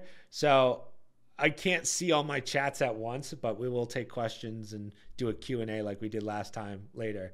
So again, I'm sorry if it looks like I'm like half paying attention or whatever, but in reality, I'm just managing so many things right now while trying to maintain, while trying to maintain a conversation. Like, so again, I apologize. As your mother, you look like you didn't have much sleep last night, so I could tell it's a struggle. It's not even that. It's just like, this is where I wish I had more monitors, but I don't need them. It's just kind of. How many more could you have, Chris? Yeah, I'm at 3, and that's all I need. But I have to figure out how to consolidate all these chats, because TikTok chat is going to be like, that won't go to my computer, so that one I have to have open. And then like the the chat that I have in our recording system is only, from what it looks like, it's only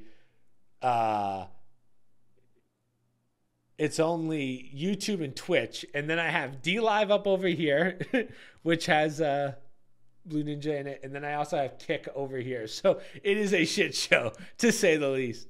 But we'll get to questions later. I mean, unless Mom wants to keep going. I don't know how many more articles you have, but I'm fine with just taking questions. I don't have any more. I was just going off on the other topics that we brought up because, I have a hard time between my iPad, my MacBook, and keeping everything. I load things onto my iPad, and recently I figured out how to sync it. But then I go on my computer, and half my articles weren't there. But anyhow, I think we covered a lot of different topics, and I don't know what else you want to bring to the table. I mean, we're all over the place. We're doing transgender. We're doing the election. Yeah, we just did so many things there. But after 3 weeks of no podcasting, we're kind of at that point. So we can just do questions for the rest of the night. You guys can ask us anything. But first off, Pancake's thoughts on the Lunchies brand absolutely flopping. Okay, do you know what Lunchies is, Mom? No. So do you remember Lunchables? Yes. So Mr. Beast, Logan Paul, and I believe KSI came out with their own. Oh, I've seen those at Walmart. And they're not doing very well because they're essentially just like bigger versions of what's already made with their brands in there. So it's essentially, there's a big debate right now of, is it a ripoff? Like, I think there's lawsuits being thrown around that they're dealing with. But it's like, so my thoughts on it is I don't really eat that stuff in general. So the claim is that it's healthier, but I think they've kind of debunked that. It's basically the same. The only thing healthier is like the drink inside, that Prime Energy stuff that has coconut milk in it. So it's like healthier. But I think that's really it. All right. I learned up at your grandmother's. I'm just gonna grab water. Go ahead. Okay. So with my high cholesterol, supposedly, I switched over to almond milk thinking that that's supposed to be healthier for you. Not that I have a lot of milk, but with cereal in the morning, I was having the almond milk. So when I was home, I saw an article that says non-dairy milk is not as healthier. There's always something, right? Because apparently they use a lot of emulsifiers to kind of thicken the almond juice that they use to create the milk to make it look more milkish. And those emulsifiers have bad materials in them, like cancer causing and all sorts of problem materials. So now I'm back to milk, good old fashioned cow milk. So everything, comes full circle. So I only use almond milk because I use it for my milkshakes, or like my smoothies and stuff. But I don't drink enough milk to like, I can't justify getting a gallon of milk for the week for me to maybe make one smoothie every 2 weeks. So I get the almond milk because it just lasts like a month before it expires, which I don't know if that's exactly a good thing.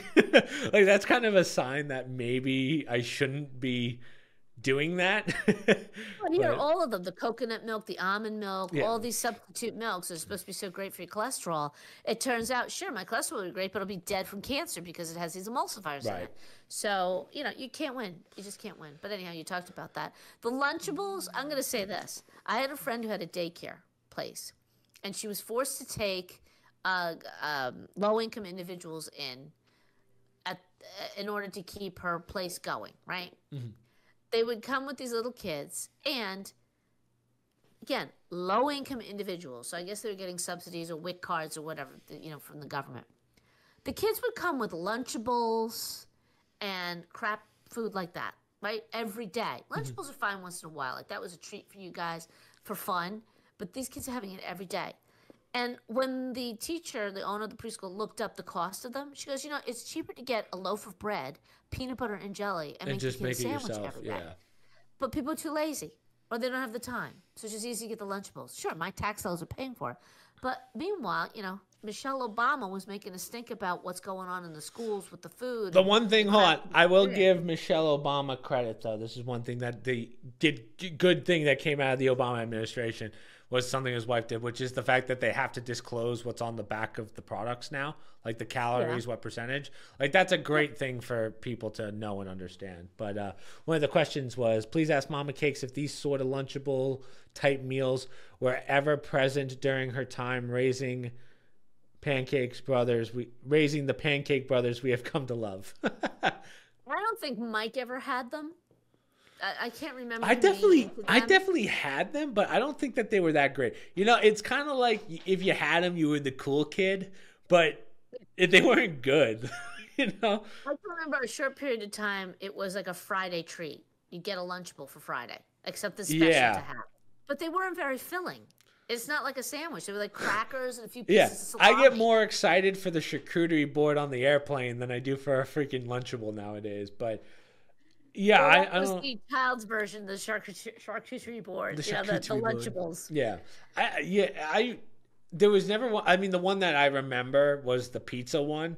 Looking back on it, it was literally just a giant Ritz cracker with like a packet of tomato paste, whatever that was, Yeah. and then some like somewhat shredded cheese. Yeah. And we I didn't paid do for it for that. long. You Yeah, I look didn't at do it it and for you're like, why'd long. I eat this? So Yeah, as I recall, it wasn't enough. Like it wasn't. You guys were still yeah, hungry. I had to make a sandwich anyhow. I'm like, well, why am I throwing this garbage in? I'll just give you a yeah, stack of crackers and some cheese. And that wasn't. Oh, I want that. It's just the novelty of the Lunchable because the other kids had it and had a dessert. exactly. And I think there was a dessert in it too. I'm not even sure. A pudding or something from time to time. Yeah, I don't maybe you're remember. right. It's been so long I don't even remember what they look like. But I was never into the Lunchables stuff. So Yeah, not enough that you want every day. yeah.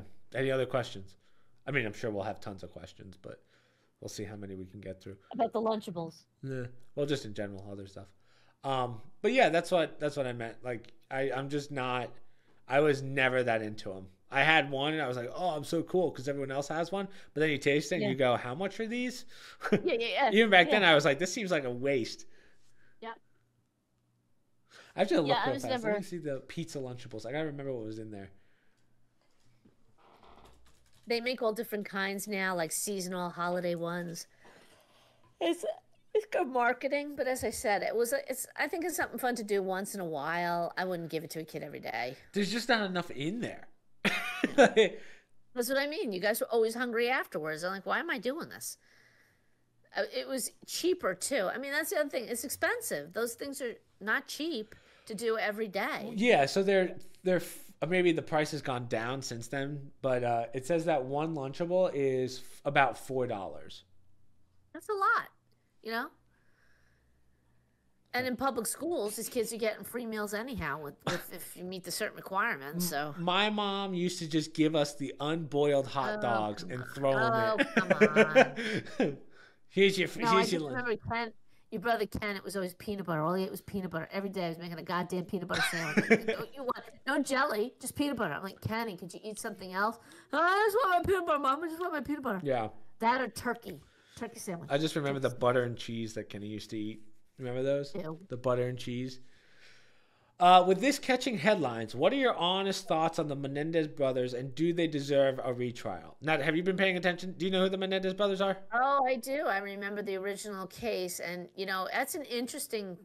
It's an interesting case because it looked like cold-blooded murder, money involved, inheritance, blah blah blah. Then we get the whole story about the father molesting them. Oh my Is it God, true? the horror Isn't it true? stories that they have talked about. I mean, I'm on the side of the kids now. Like the at that age, if they did it at this age, it'd be like, okay, well that doesn't make clearly there was another motive. But when you do it at, I forget what age they were when they actually killed I their want to say parents. teenagers. Yeah, it makes you go, okay, there's more to this story. Now, do I believe that they're 100% being honest about everything? Probably not. But also, clearly, they had some really, really shitty parents who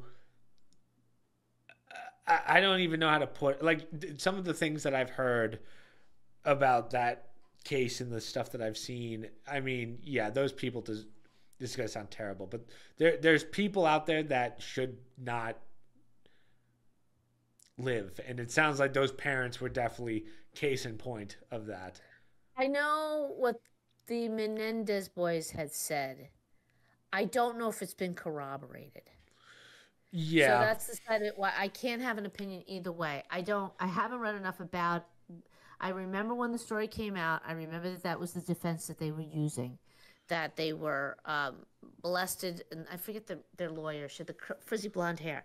I remember her saying, when you hear all the facts, you'll have a different opinion.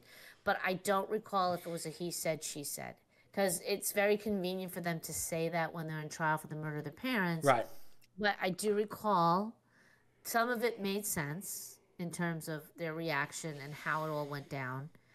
But, you know, it's, you can make very outlandish allegations, especially, you know, you could plan that ahead of time with your brother if you intend to kill your parents for money. You could come up with a whole story. I don't know at that age. I don't. At that age, there would be so many more holes in the story, which is why I believe it. Their story has stayed the same since they were 16 or whatever it is, which is very rare to have. When you talk about the human mind and how malleable it is, you can't keep a story that true for X amount of years. You just can't. So that's why I do believe them. I think the parents were absolutely horrible and they had nowhere else to go except for to get rid of their parents. So I think that there is a retrial. Do I think that they should just be innocent? I don't think that that's necessarily true. But I do believe that their sentence should be significantly lower because in the end they were just kind of defending themselves and just didn't want they didn't want to keep living the life that they were living at the time. And I think this was their only decision. As I said, I can't comment because I don't remember all the details. Mm-hmm. I just remember the twist in the case. And at that point, I forget when it was. I was busy doing other stuff, but I didn't follow it all the way through. And I remember hearing some of the evidence, but I just heard it from the boys. I don't remember hearing anybody corroborating it. I'm seeing now headlines about family coming out and supporting them. I mean, they've been in jail for, is it 34 years now? They've been in jail for this. You know, I think, is it that long? 34 years? Maybe. Before you were born? Maybe, that could be true. You know, there are people who do worse, who get out sooner. I'm not saying that justifies it, but if there was enough evidence and they deserve a retrial, go ahead. Let's hear the evidence. Right. Get them out. And that would be a shame. I'm laughing because, not laughing, but the Central Park people, you know, they're filing the Central Park 5. Remember that story about the jogger? Okay, oh, yeah. Okay. With the guy that's now on Congress or whatever, and one's a politician or something. Yes, he's now in the New York State Assembly, and got a ton of money from the city of New York, defamation money, right? Movie was done by some lauded producer who exonerated these 5, right? They're now suing Trump for defamation because of comments that he made. Yep. And the joke of it is, when people hear the evidence about the Central Park 5 and just how bad it was, how guilty they all said they were, okay? That, I'm not laughing, but there's an individual writer, she's been following this and she's been on it from the beginning, and she knows what a crime it has been, that these people were exonerated and given money. They didn't deserve it. They pretty much admitted to doing it. That sometimes that's just how stupid people get, you know, how greedy they get. So these Central Park 5, you really want to litigate this again? You want this stuff to come out? Because now it's not going to be the pat on the back like the movie. Now we're going to go back and listen to your tapes and the comments you made to the police in the car about a Walkman that they didn't even know about. So you had to have been there at that rape. Right. The fact that your girlfriend you got to be careful with the words that we're saying on live. Remember, this is live. Oh, sorry. But comments about the things that they did, that the girlfriend said, oh, he didn't do that. He just held her down, right? Things that are damning evidence that they don't talk about in the movie. They don't talk about, you know, oh, they were just kids. They didn't know any better. So similar situation where when you relitigate something many, many years later and you pull out the evidence, like with the Menendez boys, I remember it being discussed in the court. I remember it came up. But for some reason, I don't know why it wasn't enough to sway the jury at the time. Right. Troops from North Korea have been spotted training with Russian forces and are currently mobilizing to the western region where Ukraine has been maintaining a strong foot in. Is this something we should be concerned with, or could this be another one of Putin's fronts to keep his facade of Russian army superiority? I think what this is, I haven't seen this article, but let's say it is true for the sake of the debate here. I don't think it's that. I think he's just putting there. We have a massive election coming up, and that is really going to determine the future of this war. And I think Putin is getting ready for the worst, which is, let's say Trump loses and Ukraine's going to keep getting more money, whereas Zelensky is now kind of at the point where he's kind of given up on the Democrats and has gone to Trump directly. So I think Putin is just getting ready for the worst case scenario, which is Kamala wins and this war is going to continue. So I might as well bolster my forces now rather than get blindsided by whatever Ukraine's doing. That's my mindset. That's what I would think. Yeah. Yeah, I think it's kind of, to your point, it's a moot point until after November 5th. Yeah. I think you'll see a lot of things change come November 6th. I don't think this is sustainable for either side, and I don't think the American people are going to put up with constantly dumping more money and weapons into a never-ending war in another part of the world after we've had hurricanes, after we've had damage to our own cities, and as we've said for months now, wait till the next talk as soon as this ends. Now we're going to have to rebuild Ukraine. Oh, we're responsible. We should rebuild Ukraine. Our cities are falling apart. We're going to send even more money over to Ukraine. I think that there will be some sort of arrangement, truce, treaty that comes out of it. Yeah. What's always been an issue is the whole NATO, joining NATO, letting Ukraine be part of NATO. I still think that NATO is the most useless garbage thing in the world. They are useless.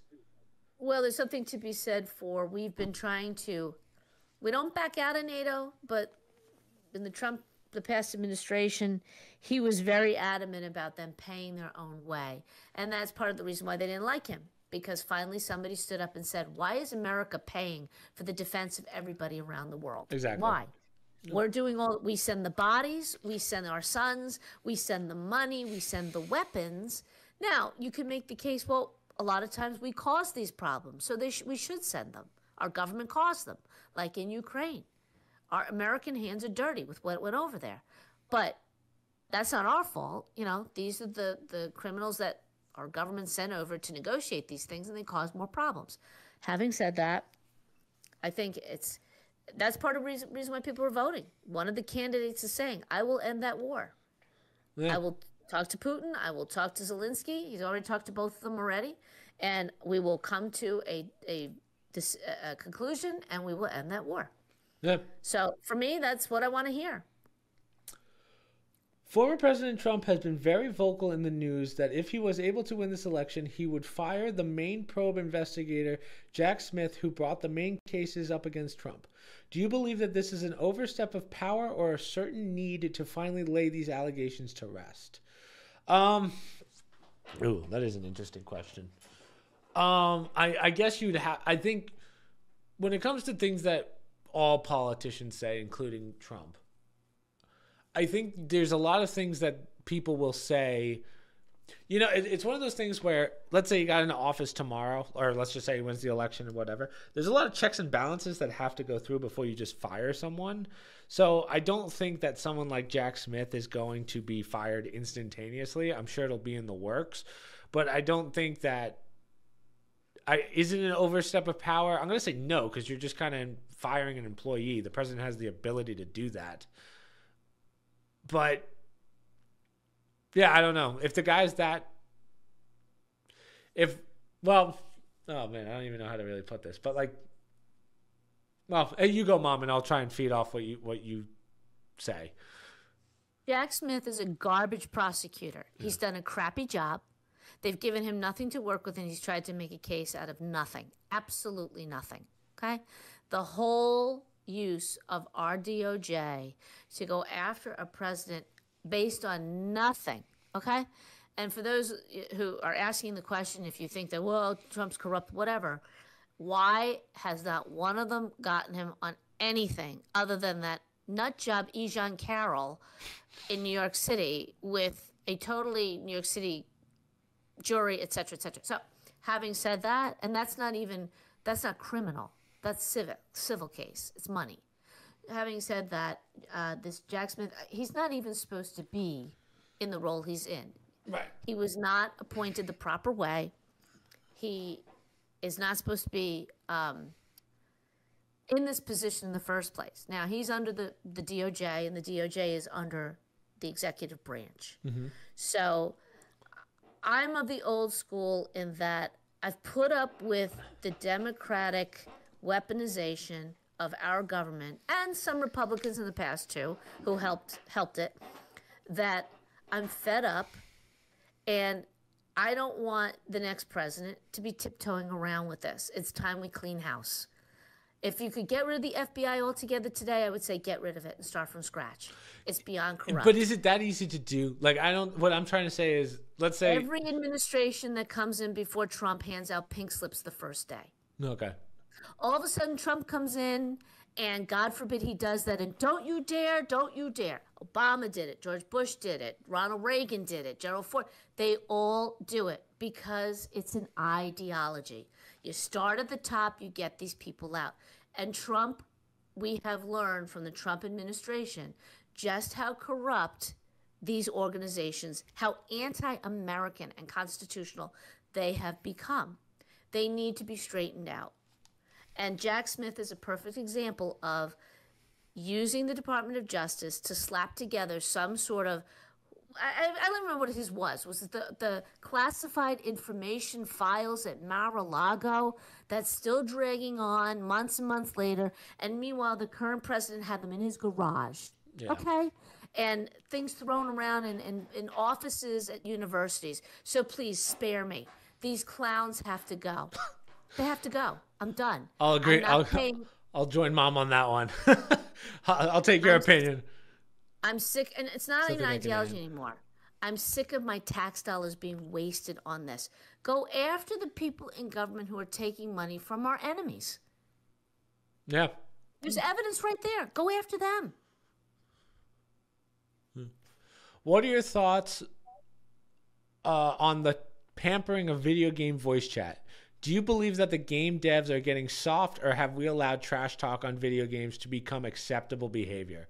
I'm all for trash talking. There's nothing better than taking someone out and just yelling at them. You know?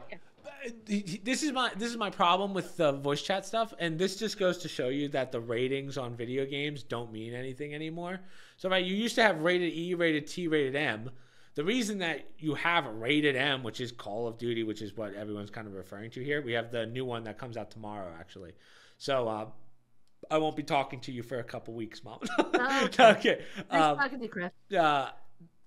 When it comes to, again, it's Call of Duty going, oh, we understand that 12-year-olds are buying our rated M games. So let's make sure that it's a safe place for the 12-year-olds. It's like, no. You have more adults playing the game. Well, maybe that's not true, but you have...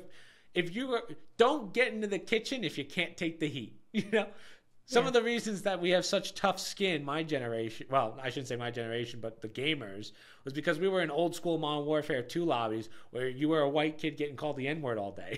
So that's just how it was. And those are the things that shaped us. That's where we were. But in all seriousness, yeah, you have kids now playing games like Grand Theft Auto at the age of 9. Right, and then you're gonna complain, oh, the adult's too mean to me. There's too many swear words. Like, what are we doing? So that's why I think, again, if even in a team-based game, I think it's stupid that you're banning people for things that they say or do. But again, if you're abusing chat, like if you're just yelling in people's ears all day, then yeah, that's obviously. But I think it's just gotten way too soft in a lot of aspects. So everything in life has gotten too soft. This whole business of hate speech and whatnot, oh, give me a break, okay? I'm so done with it. It's words, people. I'm so done. Grow a set. Get over it. It's not the gaming company's responsibility. If mom and dad buy an M-rated game, or they allow their kids to play M-rated games and they're not 18 or whatever the cutoff is, right? Yeah. That's not the gaming company's responsibility. That's mom and dad's. Mom and dad need to grow a set and tell their kids, shut it off. Yes, they will be hated. I was hated many times for my kids, but that's what you do. Or if you don't care, you live with the consequences of a little deviant kid playing these games before they're socially or emotionally able to do so. Yeah. Hey, Mom, did you just change your mic or something? Like the setting? No. Oh, okay. I guess you were just too close and it was... It was too close. I think you were behind the microphone there and that's why it sounded weird. But So this Nobody is heard my rant. no. They heard it. It was just very muffled because we were like, "Wait, what's going on?" But Listen. I miss the good old days when you had to sneak into an R-rated movie. yeah, That's what kids used to do, and you were nervous and you sweat and you had to sneak into an R-rated movie because you weren't 18 and you didn't have your parents. And then all of a sudden they came up with PG-13, and then it was R but with an adult. We bend over backwards. It is what it is. If it's an R-rated movie or an R-rated game, be prepared. There's gonna be swearing, and if you don't want it, you don't like it, get off of it. yeah. This is a good question. I totally forgot about this. This happened while we were away. Your thoughts on the Power World lawsuit. Now, do you remember what Power World was, Mom? We actually talked about this. This was a game that did very, very well for a few weeks, and it was kind of like a Pokemon ripoff. And the question was, is Nintendo going to sue them at some point? And like 2 weeks ago, they finally sued them. So it seems Nintendo waited for the player count of Power World to dip and strike to dip to strike. Do you believe that Nintendo has a solid case? How does one patent a game concept? This is a very good question. I like this question. The problem with Nintendo, and it's very strange how this works because it's not a Japanese company that they're trying to sue. And it's kind of like Disney's kind of the same way. If you have like a likeness of Mickey Mouse, your ass is getting sued. But if you were to just it's very similar to, okay, man, how do I put this?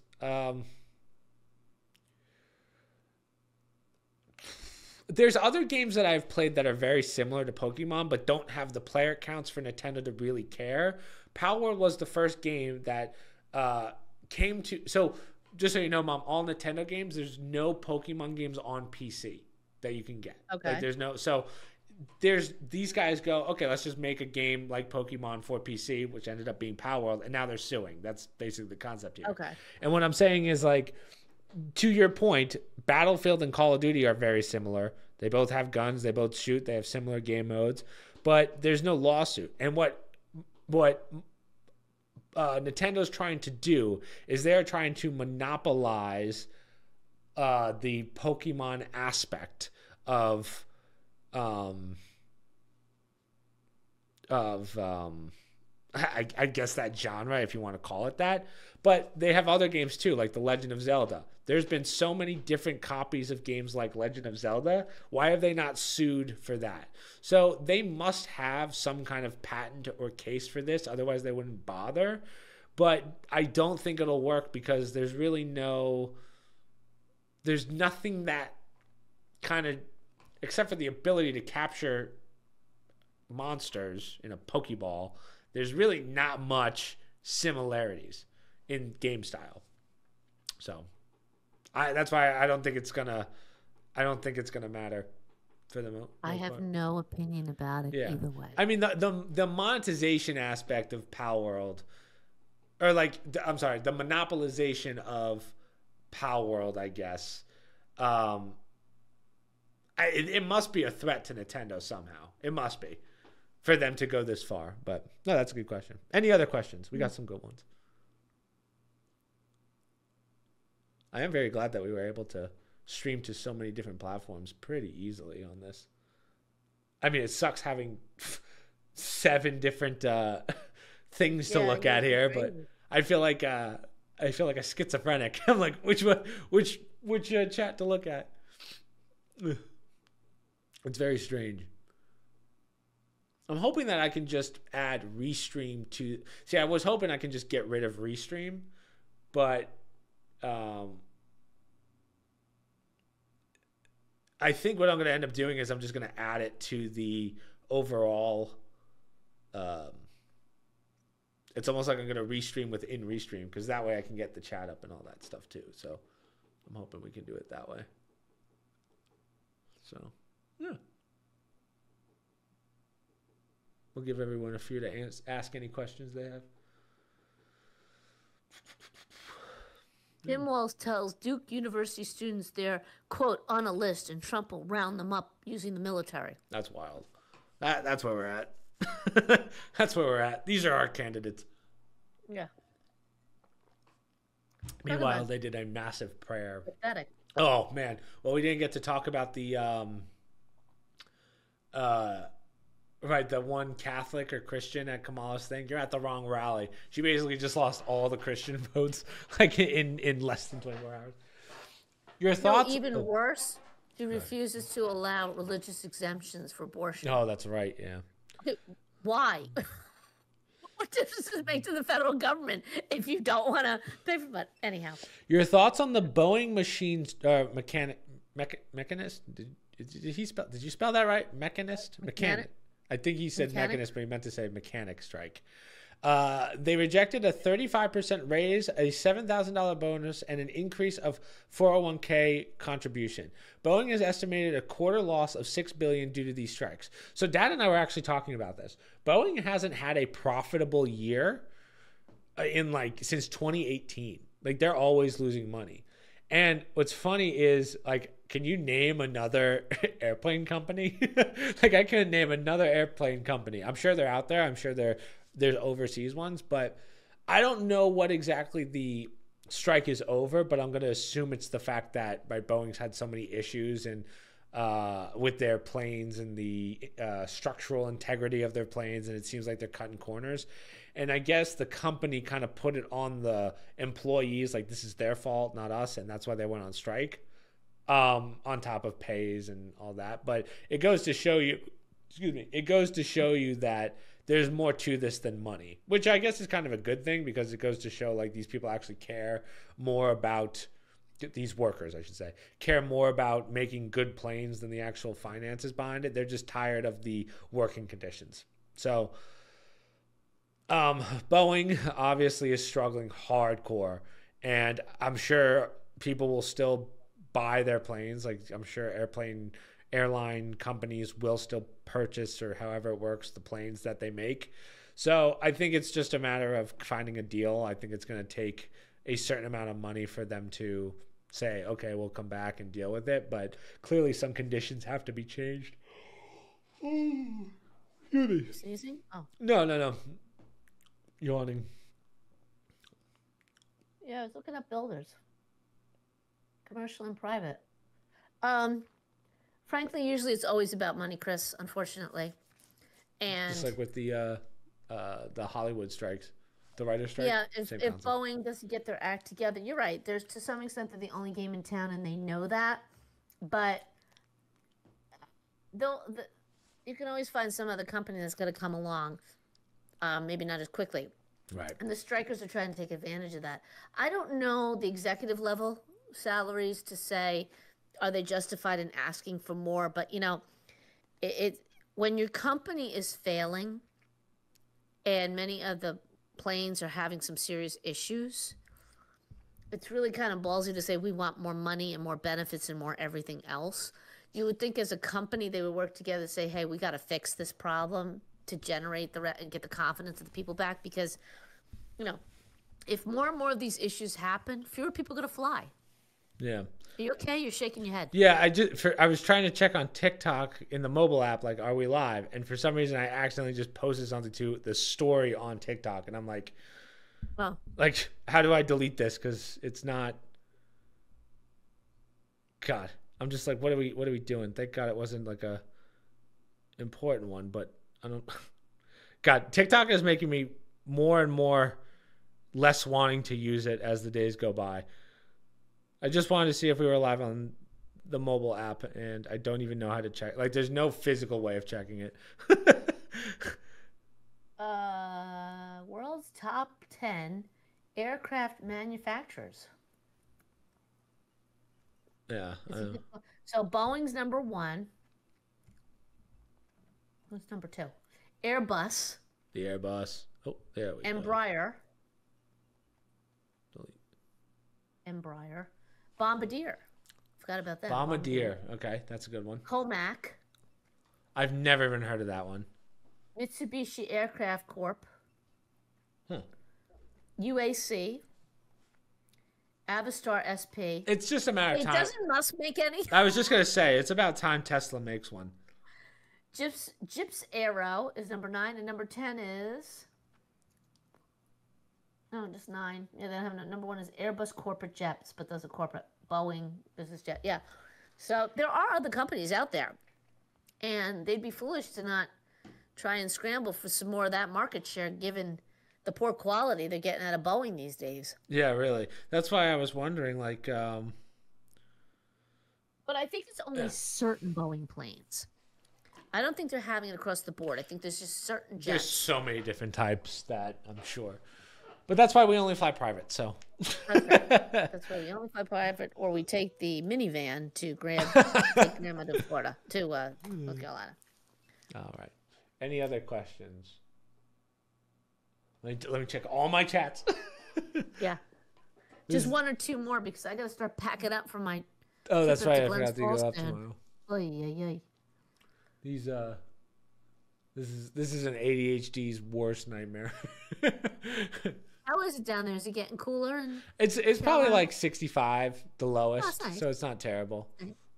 Maybe later at night it gets down to lower 60s, maybe upper 50s, but weather's good. Can't complain. We're dropping down too during the day. It's not in the 80s like yesterday. It's more in the 70s. I think by end of the week. Well, I'm going up to the tundra, so it's like 24 at night. All right, your thoughts on Diddy's attorney's move to expose publicly all the accusers in the case. Well, I do believe it is a right to fair trial to publicly expose these people may interfere with their testimony. Well, I do believe it is right. It is a right to a fair trial to publicly expose these people may interfere with their testimony.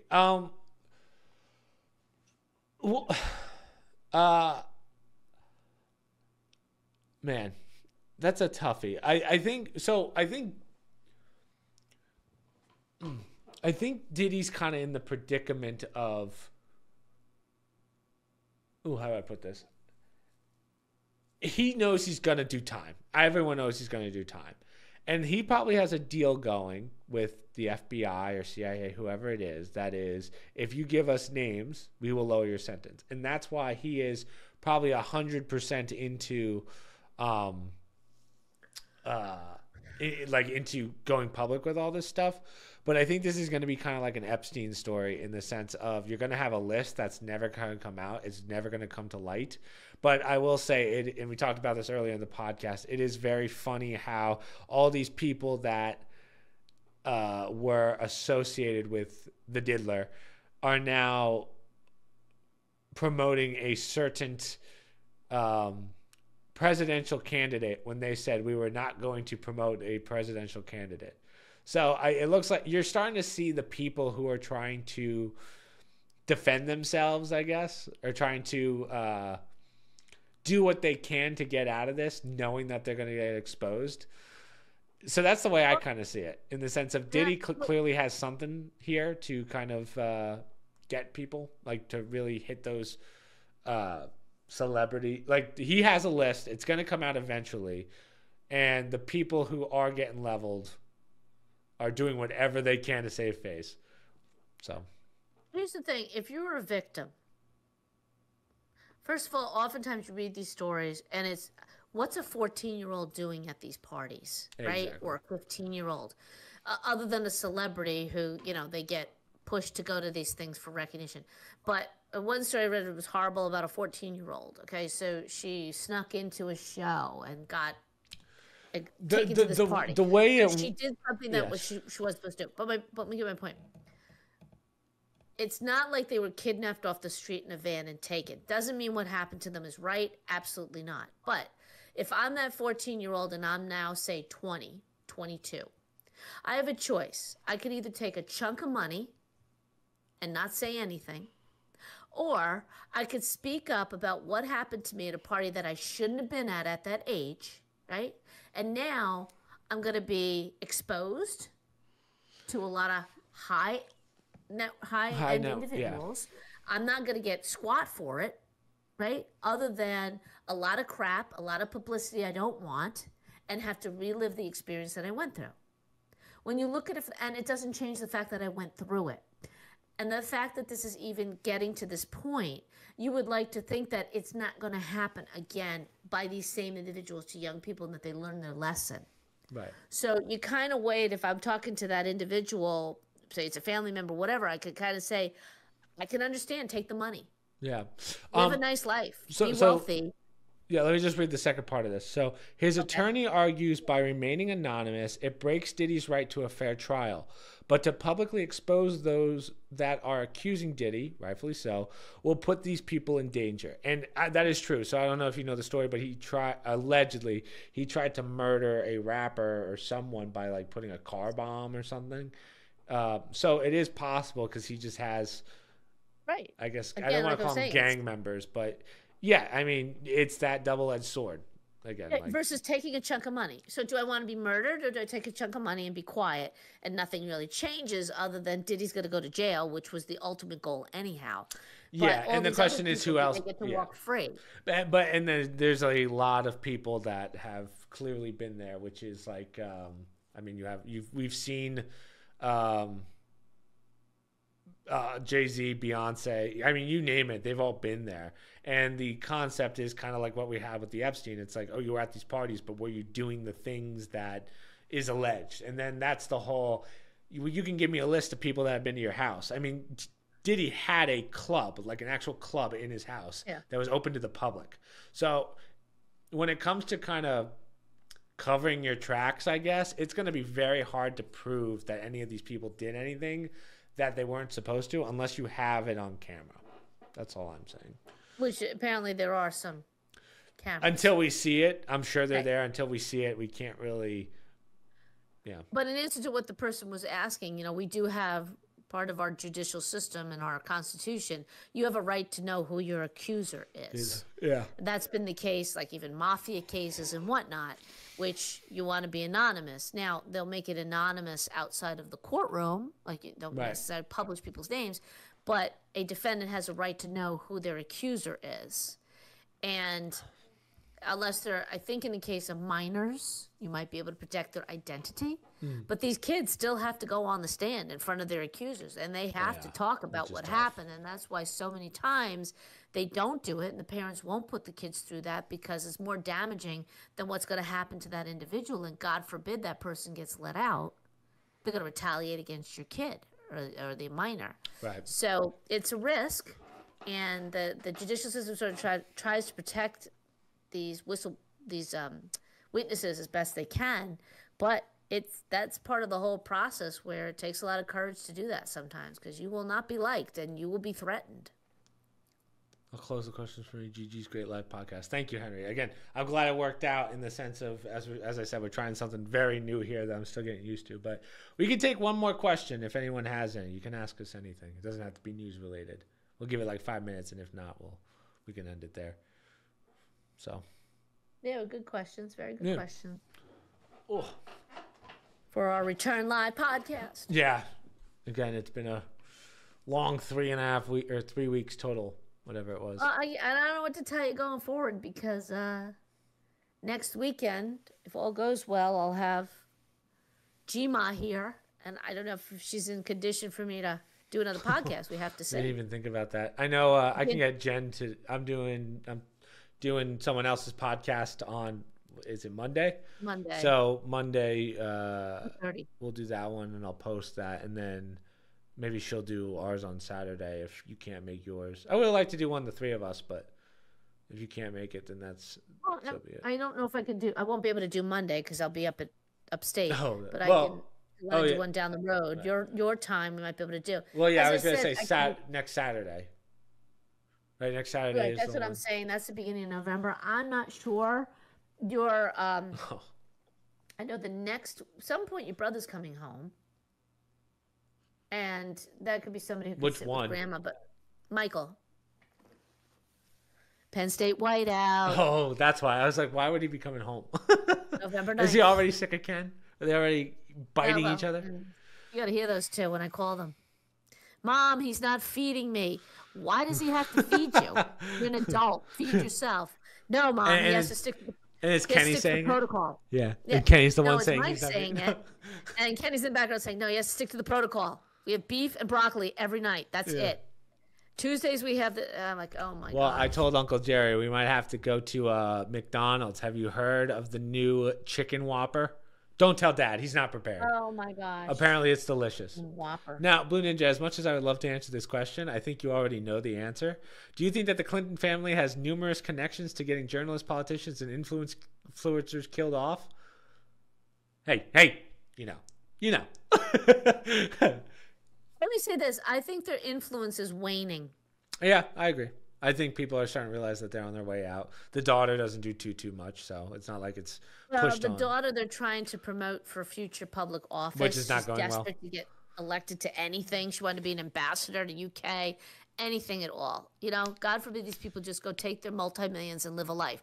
No, that's not enough. They have All to have I'm power. saying is I don't know anyone that has over 150 friends that have committed suicide. Like, that's just not. Is it really that many?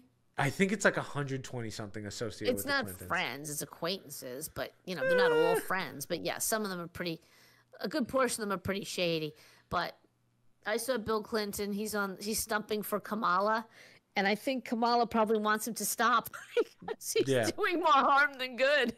He's out there saying, I laugh every time when I see the President Carter just cast his vote and he's just like, oh my I feel so bad for the guy. It's just a corpse essentially. Like, that guy can't lift a finger, let alone vote. That's your Democratic. That's what I'm saying. Look at the Democratic Party in totality. Think about it. Take the Republic. Take it out. Just look at that party by itself.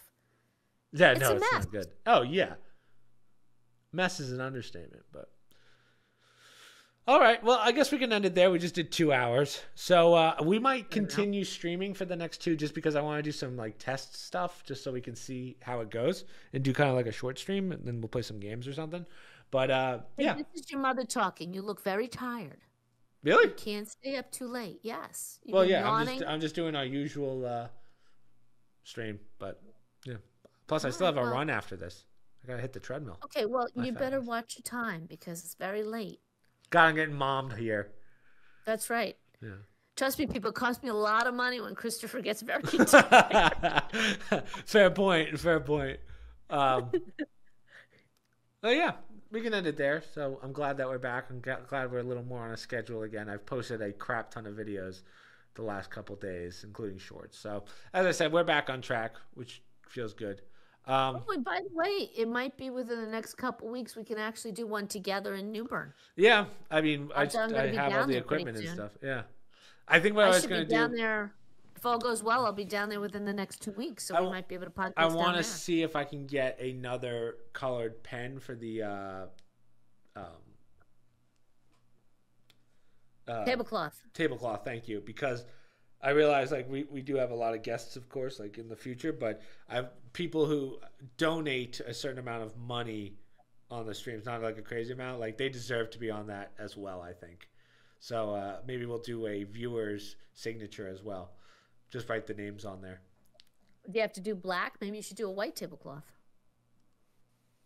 Yeah, we could do that. Maybe we make a tablecloth one for viewers and make a tablecloth one for the guests. Because everybody who signed the black one, you could just get them to resign. You know everybody from that. Yeah, I guess that's true. And just start fresh with the white one. You do multicolors. Do black, do red. Yeah, I'm always afraid with white because white kind of has like a glare to it a little bit with all the lighting that we have. But so it would have to be literally some kind of cloth. Yellow or yeah. I don't know. We'll figure something out. Yeah. I would like to do it that way, but even the green behind you, you could do black on that and see it. Like that color green. Yeah. I guess that's true. I actually have a white one, so that would work, but I think it's more of like a photo. I have to check. It's been a while since I looked at it. You don't even have a tablecloth. Isn't that a curtain? What? The black one. Isn't that a curtain? I don't know. You got it. Yeah, I think it's a curtain. I don't think it's an extra one. Oh, okay. Well, whatever.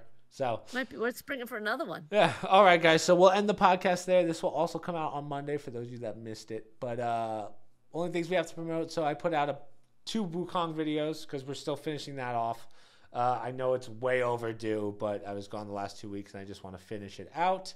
We have a bunch of games to play. We did Dragon Ball Z yesterday, but we streamed that. I didn't turn that into a video, and then on Wednesday or Tuesday, and then posted a walkthrough for Skirt Ritual with Jason, and then probably Saturday I'm gonna get one more video out, and then we should be pretty good. So social media, promo codes, stream links, Discord down below. And I'm really just saying this for the podcast because we're going to continue. I'm just going to end it there, and then yeah, we'll do it from there. So Mom, you have a good one. I'm going to just set up for this. Sounds good. Yeah. All right. I'll see you. I'll talk to you tomorrow. Bye. Bye.